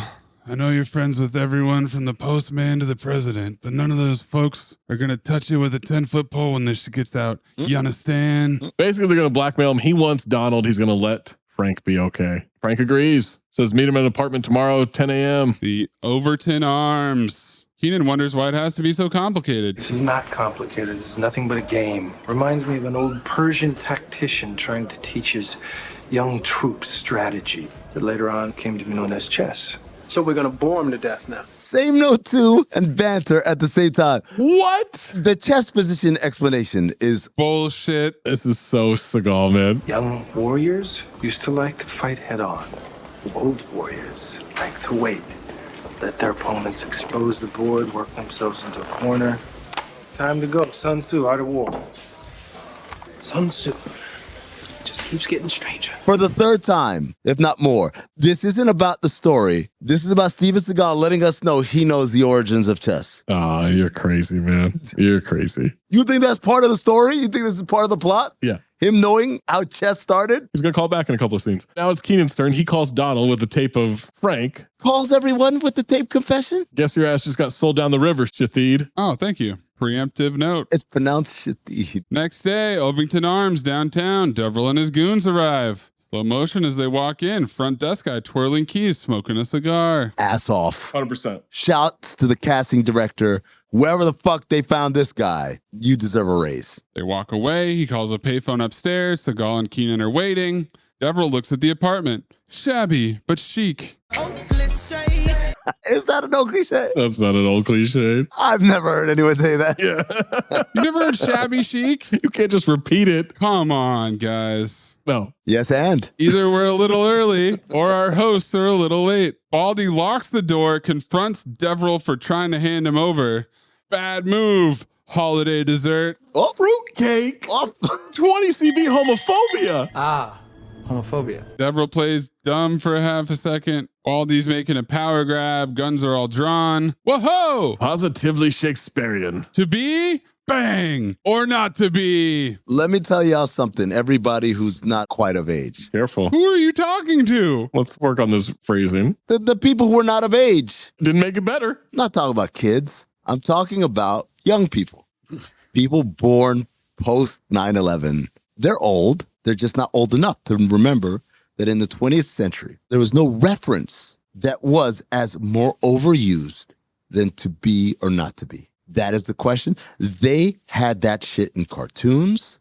They had it in action movies. They had it in dramas. They had it all over the fucking place in the 20 CB. Seagal wants to bust in. Keenan's like, wait. What how many guys are in there? What happened to the whole old warriors are patient, young warriors kill each other, and that's how we get to be old? I like that plan too. You've listened to me well. I don't know why I don't listen to myself. I'm stupid. Let's just wait. And then he kicks the door right open. Him doing banter. Horrible plan. They're so outnumbered. Just be the straight man. Let him do the funny shit. You know what I think happened? Day 3, Seagal thought, I'm as funny as Keenan. Absolutely. 100% that's what happened. As funny as? If not more. This guy's kind of funny, but I'm fucking hilarious. I'll show him. That's what Seagal thought. Yeah. Everybody's yelling to drop the guns and shouting. Massive gunfight breaks out. Baldy's got an Uzi. Seagal runs into the kitchen and throws an oven down. Throwing an oven down, definitely a horseman. The way that he reloads, arm in the air, clip out. He wants to show you he's reloading. It is fucking hilarious. Guys, this is unsanctioned wholesale murder. He's suspended. He's not a cop. They didn't take his gun. This isn't self-defense. Forget about suspended, whether he's active or he's not active. He set this all up for all these people to meet in the same place. He set up the idea that they double-cross one another. And then he waited outside the door, came in, and proceeded to start shooting people. Shoot first, ask questions last. Dog, you're doing 7 life sentences. Donald shoots Frank in the forehead when he's going for a gun. Donald grabs a goon as a shield. Frank, you get shot in the chest. You fall down. There's a shootout. Stay down. Pretend to be dead. Wait for the shit to shake out. Donald gets to the door and fleds. They're pursuing Donald in the building. Keenan goes upstairs, creeps around a corner. 2 dumb kids are playing with toy guns. Ladies and gentlemen, Sean Astin digging a pool. They didn't shoot the kids? LAPD would have lit up both children. Would have shot the first one, turned around and it's a black one, would have shot that one extra. Supercharge that. And then he says, get your ass around the corner. Take Whoopi Goldberg's ass with you. Repeat offender. Showdown in Sesame Street. Why would he say Showdown in Sesame Street to himself? Banter. Big bird popping out of nowhere. Reference? Yeah. Seagal's heading up the building. Keenan finds a door ajar. He goes in the apartment. Windows open. He looks outside. Donald's behind him. Goes, hi. Hi, Mr. Mayor. Golden dumpster. Shoots Keenan with a 9mm from, 40 feet away. That was enough force for him to then lean against the window and it shatters and he falls out. Correct. Now, Seagal is on the roof. Sure. Keenan calls up to him. He's hanging from a ledge. Over a green screen. Somehow, Seagal, within seconds, finds a rope and harness. Where did that come from? Rappels down from the top of the roof. Where did he get this cliffhanger shit, man? He borrowed it from Teen Witch. Is he Solid Snake? Snake! Is this Metal Gear Solid? Like, what's happening? Snake! Cook this out of his utility belt? He grabs Keenan. All right, are you ready? Ready for what? For this Cobra formula. Yeah. They drop down and crash through a window. Glimmer formula. Is that your gun? Are you getting excited, man? Get off me. Get off. Banter. Hit it, Mayes. Homophobia. An old lady's in a rocking chair, says nothing. Police business. Elevator was broken. All goes back out the window, down to the ground floor. Baldy makes it downstairs. He walks towards the front door, but it's locked and chained. Where did he get a chain and padlock? Same place he got the fucking harness and rope. Don't ask dumb questions. Golden dumpster, this Home Alone-ass setup that he is sitting behind the desk, paper up. Film noir! It's Seagal! Locking in is my golden dumpster. I laughed so fucking hard because when Donald is walking out, there is a shot in the background of guy behind the desk reading the paper. OCB. I was like, yo, did the dude at the front desk lock this shit? Is he in on it? Turn around. No, I mean, it's Seagal. And I cheered. I got up and I was ecstatic at this film. Donald asked if anybody has told him he's a real pain in the ass. All the time. All the time. He hops up to fight. Donald has a gun to him, says he won't hear it anymore. I'm going to take care of you like I took care of your ex-wife. Thank you. Quick hands. He disarms Donald. Classic Seagal hand to hand, throws Baldy over a chair, furious hand to hand. 2 punches to the face and a kick to the chest, and then Baldy runs upstairs. Right into a dead end. His face is so bloody. Here we are. When you wake up in the morning and look in the mirror, I think you're probably happy. Pleased at what you see. You sound like Adam Ray's Joe Biden right now. That disturbs me. I'm going to take it as my responsibility. Make sure you never get to look in the mirror again. I woke up happy. I'm going to bed happy because you're going to be dead. Nah, man, you just ran away like a bitch. You don't get to TGT this. Yeah, well, it's kind of like the bodyguard earlier who got his ass beat 3 consecutive times and kept coming back. It's true. So all dodging and blocking fucking everything. He sweeps the leg. He tosses him. Lands a series of punches, tosses him again. Baldy tackles him, then he hits him with the phone to the head. Take your best shot. Give me your best shot. Casually blocking kick after kick.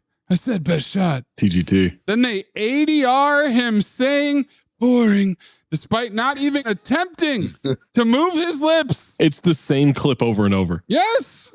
Baldy finally lands a straight left. Seagal is gushing blood out of his nose. Where did all that blood come from so instantly? One punch. He spits a mouthful of blood. It's ragu. Is that the best you got, boy? Boy, that felt racist, even though it's a white guy. Look at this note. Straight from my notes.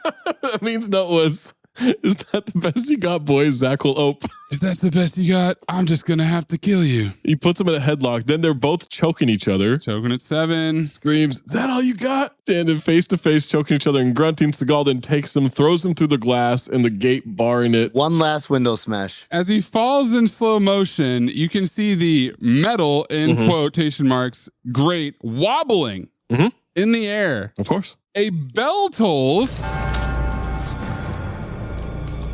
You don't look like you're gonna be waking up happy now. Did you just tough talk a dead guy? Camera pans down, impaled right under the chin. Facing the other way. There's no way this would have happened. Not only that, but he's crucified. His arms are out like Christ. Yes. The bell tolling, he's crucified, his arms out. The nature of the killings, all that shit. I said, somehow, this is still less heavy-handed than the rat at the end of The Departed. Keenan walks down, sees Donald dead. Cops and firefighters there now. Captain checks on Keenan, says he owes Seagal an apology. Wouldn't that be nice? Well, you're not going to get it. They laugh. He does owe it to him, though. Asks the captain to tell his wife to let her know he's alive and well. He's not going back home. Clip Keenan's entire closing banter, including him letting us know he's unhoused now. Hey, Jack. How about we not talk for a couple of days? Something I said? It's just that ever since you started being my partner, I've been beat up, blown up, shot, kicked out a window, all my worldly possessions burned to a crisp. Basically, I'm homeless. Not one good thing has happened since I met you. Yeah, but you got to try powdered deer penis. That should count for something. Don't call me, Jack. Don't leave me a message. Don't fax me. If I see a bird on my window with a message on its foot, I'm throwing him back out.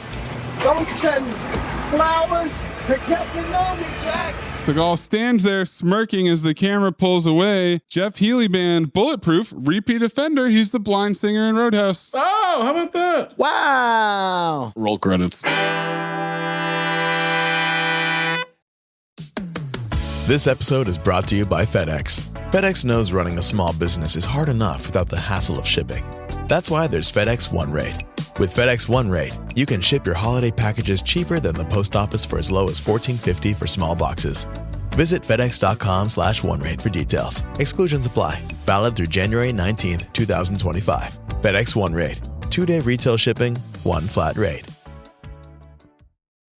Oh, it's such a clutch off-season pickup, Dave. I was worried we'd bring back the same team. I meant those blackout motorized shades. Blinds.com made it crazy affordable to replace our old blinds. Hard to install? No, it's easy. I installed these and then got some for my mom. She talked to a design consultant for free and scheduled a professional measure and install. Hall of Fame son. They're the #1 online retailer of custom window coverings in the world. Blinds.com is the GOAT. Shop Blinds.com right now and get up to 40% off select styles. Rules and restrictions may apply. This episode is brought to you by Opel, the first over-the-counter daily birth control pill available in the U.S. Opel is FDA approved, full prescription strength and estrogen-free. Plus, there's no prescription needed. Finally, the days of needing a prescription for birth control are over. Opel is available online and at most major retailers. Take control of your health and reproductive journey with Opel. Birth control in your control. Use code BIRTHCONTROL for 25% off your first month of Opel at opel.com. Who cares if you lose the game? You got this off your chest. I mean, it's just one night of bar trivia. Ooh. One night of bar trivia is sacrosanct to us. Trivia is sacrosanct. According to Keenan Ivory Wayans, one time during production after waiting for a long time for Steven Seagal to finally show up on the set, parentheses, he was known for not caring for the time when filming was to start and would always show up very late. Seagal appeared with some script and said how it was the greatest script he ever read in his entire life. When Wayans asked him who wrote it, Seagal responded by saying, "I did." Oh. This is the story that Rob Schneider told on Howard Stern, but he told it allegedly about Under Siege 2.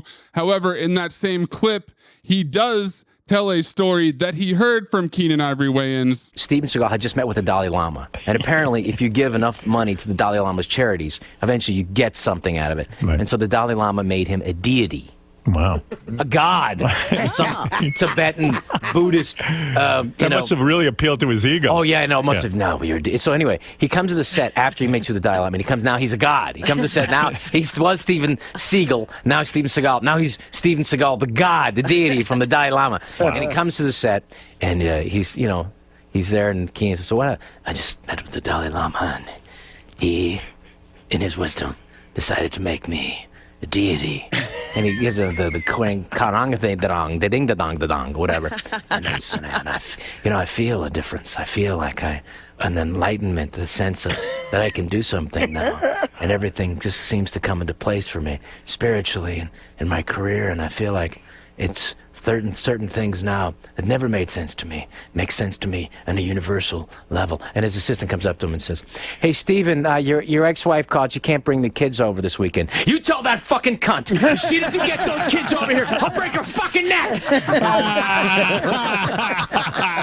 Deity. Steven Seagal had some sort of religious breakthrough before filming began and decided he didn't want to kill any villains in the movie. This caused some friction on the first day when he was set to film a scene where he killed Stephen Tobolowsky. Let's hear this from Stephen Tobolowsky. I was cast in the film The Glimmer Man, which starred Steven Seagal and Keenan Ivory Wayans. I was working the first day of the movie, first day, and John Gray, the director, comes in to my trailer and says, "So, how's everything going?" I go, "Oh, fine, John, fine. We're having a problem." I go, "What's wrong?" He says, "Well, Steven Seagal has had a spiritual sort of crisis and sort of a spiritual awakening. He decided that he doesn't want to kill people anymore in movies. Warner Brothers is very upset. They say, Steven, I understand what you're doing, but you dance with who brung you. You kill people really good. And in this movie, you have to kill people. And he doesn't want to do it. The problem is, in the scene, I was playing a serial killer, and the whole scene is about him killing me. So John says, Steven Seagal is going to try to convince you not to kill you in this scene.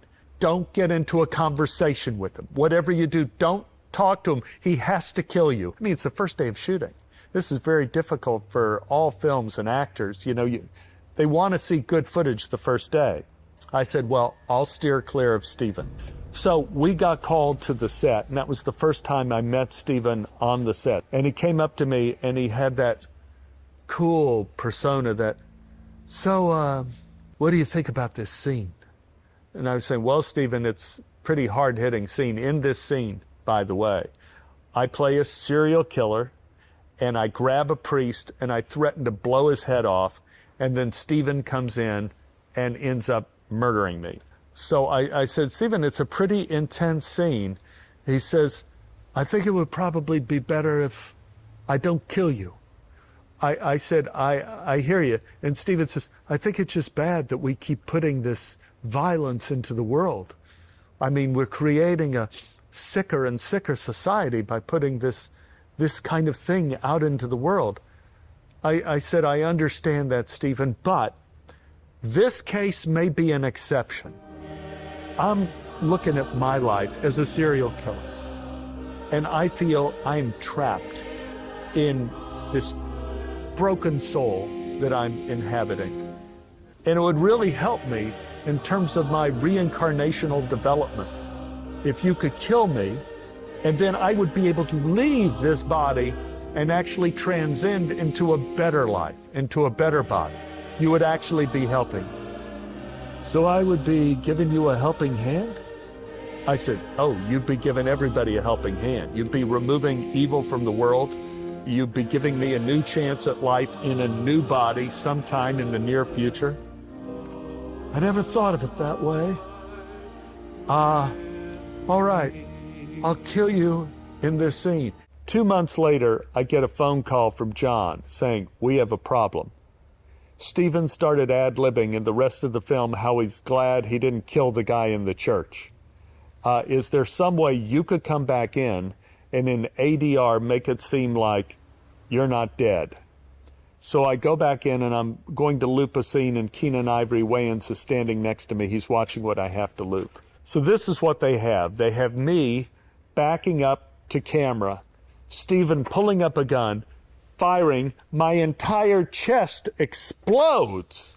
Like my heart explodes, like blood flies out at the camera, and I fall out of frame, and smoke rises into the thing as Steven Seagal walks into the shot, and John Gray whispers, "Now right here, if you could say something to make it sound like you're still alive." I said, "Say something to make it sound like I'm still alive. Like, it's just a flesh wound." I mean, it was like an Austin Powers moment. I'm still alive, only I'm very badly burned. I ended up shouting up, "Finish me off, you son of a... Come on, don't leave me like this. Kill me." It was horrible. Keenan Ivory Wayans just looked at me and said, "Man, now we are in the realm of high comedy." And he walked off. In the end, I think they just left it to where Steven killed me. I think they cut out all of my extraneous lines. But why? Because Seagal wanted it like that. Also, when Tobolowsky went to audition for the movie, he had to audition for Steven Seagal at his house. His audition was at 10 a.m. I sat in his living room, which was filled with saddles all over the place, like ornate saddles. And I waited until 12:30. Steven came downstairs. He had been asleep. Zach, how would you feel about this movie if instead of Brian Cox playing the CIA man, it was Tommy Lee Jones? Ooh, no thank you. Tommy Lee Jones was the original casting, and at very short notice, Brian Cox replaced him. And they kept the accent. Donald, the hitman or security guy, whatever you want to call him, how would you feel if it was John Malkovich who played that role? Oh, that's good. What about if it was Ron Perlman? I'm not a huge Ron Perlman guy, but I like it. How about Ed Harris? Ooh, I don't know if Ed Harris is tall enough. Viggo Mortensen. Ooh, Viggo would have been good. Michael Keaton. No. How about Alec Baldwin? Yes, absolutely. Because all those people were considered to play Donald Cunningham. Originally envisioned as a much larger action picture, similar in scope to The Last Boy Scout, several action scenes were removed to cut down the budget. They included the bombing of a boat owned by Campbell, who lived on a houseboat instead of in an apartment, an encounter between Cole and a SWAT team that had raided his house, and the final confrontation and gunfight at the LA Museum. After the film was completed, Warner Brothers conducted additional editing on the film to make it faster and more like a regular Steven Seagal movie.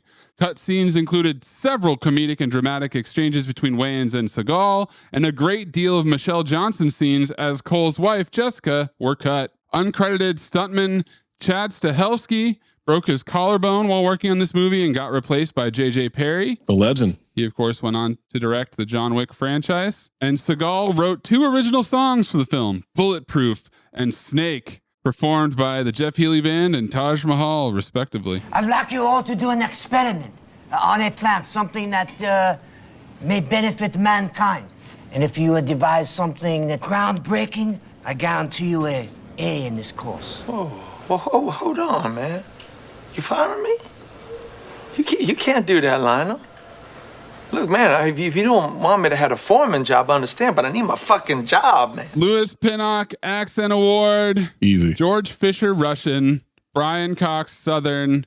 And the Mater D's fake Italian. And also Seagal speaking Chinese. Or Keenan Ivory Wayans. I think it's the Mater D's fake Italian. It's great. Brian Cox did a flawless Southern accent, but it's fine. Amin didn't notice that he was doing it. Undetectable. Is that good or bad? Because he just saw white. Amin, what's your vote? I'm going to go with the Mater D. Let's show them who the horsemen are, guys. Yeah, we got soul.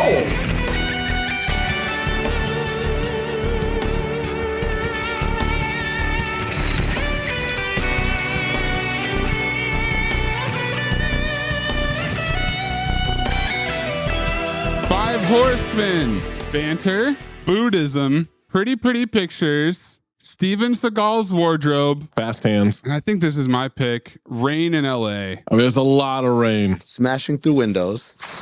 Bad police work. I mean, bad police work. They literally did not catch the serial killer still at large. They abandoned. That's supposed to be a happily ever after ending there, right? A serial killer who has been crucifying people. Terrified. In their homes is still at large. Do we know who did the DeMarco killings? I don't know.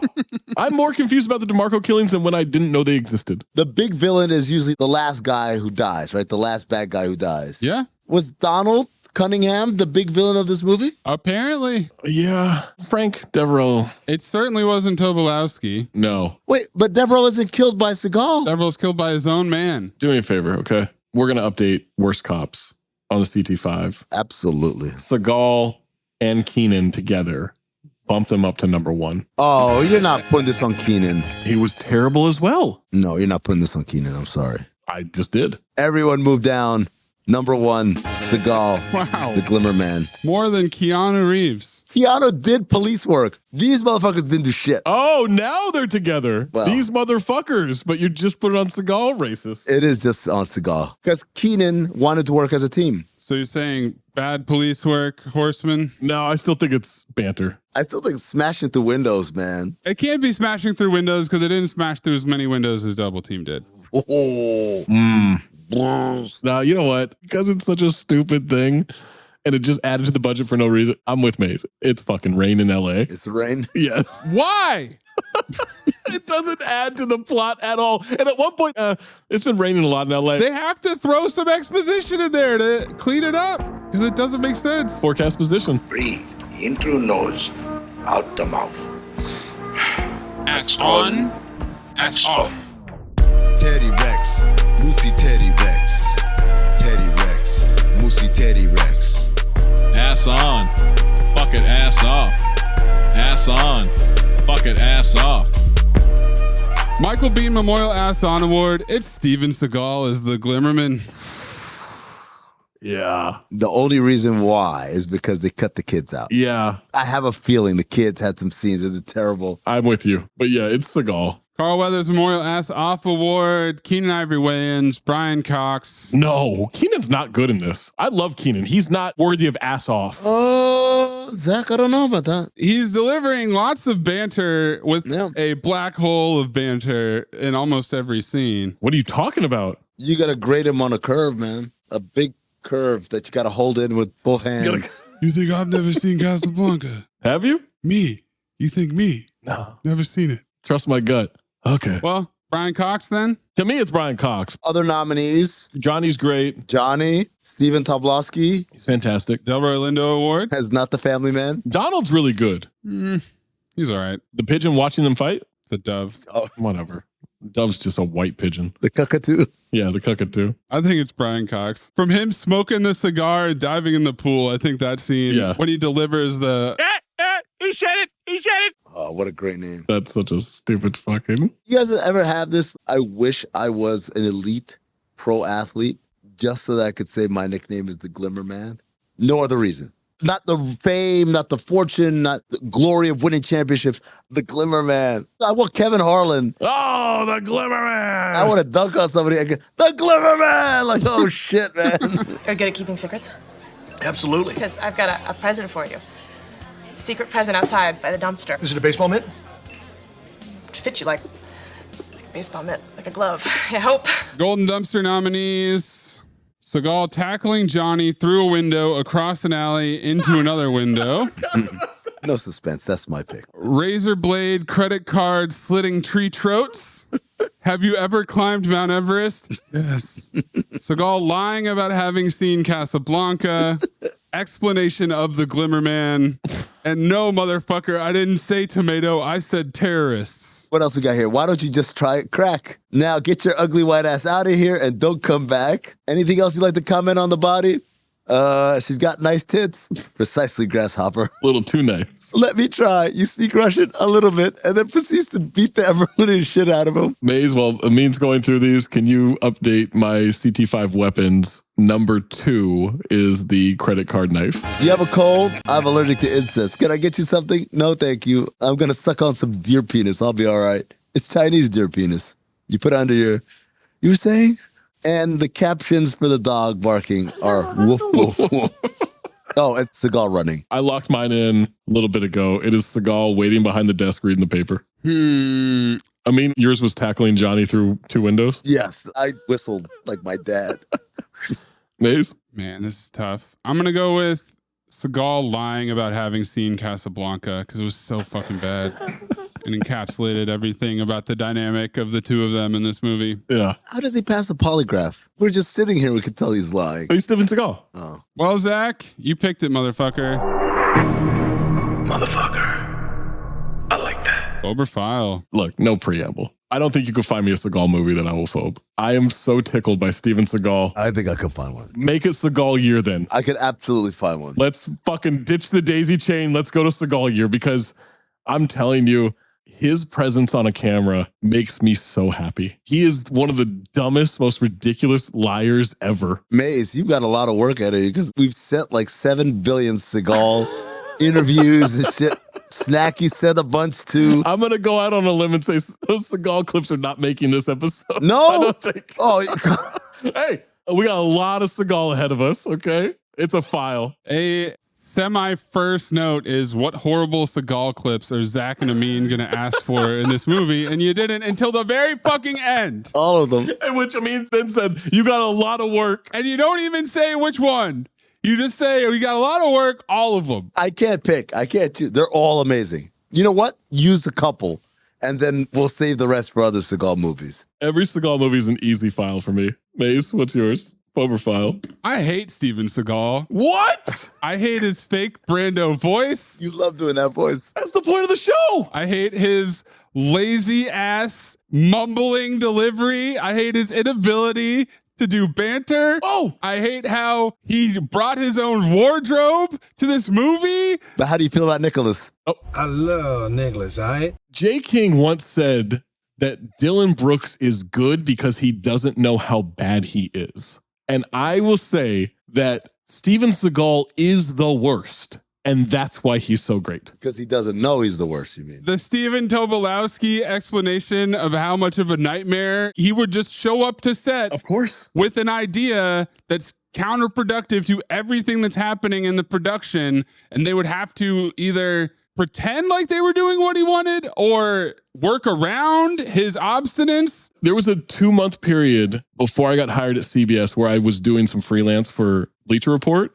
And they would literally assign me a headline and say, write an article. So this is like 2012. And at the time, I think Ethan was at Bleacher and I think Rob Mahoney was at Bleacher. And I remember going to Rob Mahoney and going like, dude, what the fuck? I can't write this stuff. And he said, write the first paragraph, maybe 2, about what they want and then change it. They'll never look at it. Yeah. And that's exactly what I started doing. And that is a Steven Seagal-ass movie. You know what's funny? Ethan told me the same thing about radio hits. It's live radio. You can just say whatever you want. Oh, yeah. They're not going to be like, they didn't answer my question. You get out of here or whatever. Hey, who's the best quarterback in the NFL? Well, I'll tell you what. The best chicken wings I've ever had. Or like, you can just go and then make the whole answer about chicken wings. Mm-hmm. Changed my career. We don't know if the serial killer was found or not. They didn't do any police work. They sent pretty pictures to every prison in the United States. At least 1,500. The storyline is absolute cockamamie horse shit. Yes, I agree with all these points. And that is why it's so good. He ends up fighting the henchman is the big bad. We're confused about that. It's a phobe, guys. Oh. Apple, I'll give you $7 more if you want to give me this movie. I mean, phobe or file. Everything that May said is 100% true. This should have been a sweep. But I laughed so hard so many different times in this movie. It's not as good as Half Past Dead, but... What? Oh, it's not as good as Half Past Dead. It's better than Half Past Dead. That's fucking Half Past insane. Dead was no, you're crazy. Half Past Dead was fucking amazing. Insane. What are you talking about? Look, it has a better cast than Half Past Dead. Oh, they managed to outcast Ja Rule? Shocking. Hey, Morris Chestnut. Morris Chestnut wasn't that one. Morris Chestnut? Who's Morris Chestnut? Octopus. This is all for... I love this movie, man. This is a file, man. It's nostalgia speaking. The nostalgia of fucking Steven Seagal movies, going in high school and watching this shit. Oh, just fucking hit me hard. I had fun, man. And I love Keenan. I love Keenan Ivory Wayans. Yeah. He was good. Zach, you said he was an ass off. I think he's good. I just don't think he's on the level of the best performances in the movie. He was. I think it's interesting that he doesn't have a huge acting resume and somehow this is on there. So we talked about this before we did a Low Down Dirty Shame. If you look at Keenan, tall, handsome, funny, great timing, good shape, does a lot of his own stunts. Mm-hmm. He should have been an action superstar. I don't know if he just didn't want to do that shit. He wanted to be behind the camera. I mean, he has 24 acting credits on IMDb. That's crazy. 24. Yeah. That's it. He should have done a lot more. Agreed. And in a movie like this, I felt like he was criminally underutilized, which we know why. Make sure you send your Phober file, Golden Dumpster, Ass On, Ass Off, Five Horsemen, Louis Pinnock, Plot Liftoff, at Talk Hoops. Turns out he doesn't love Nicholas. Oh, at Darth Amin, at Corn Puzzle, at Cinephobe, at Count the Dings, or drop in the Discord, patreon.com/Count the Dings. Next time we make love, you introduce me to Jade.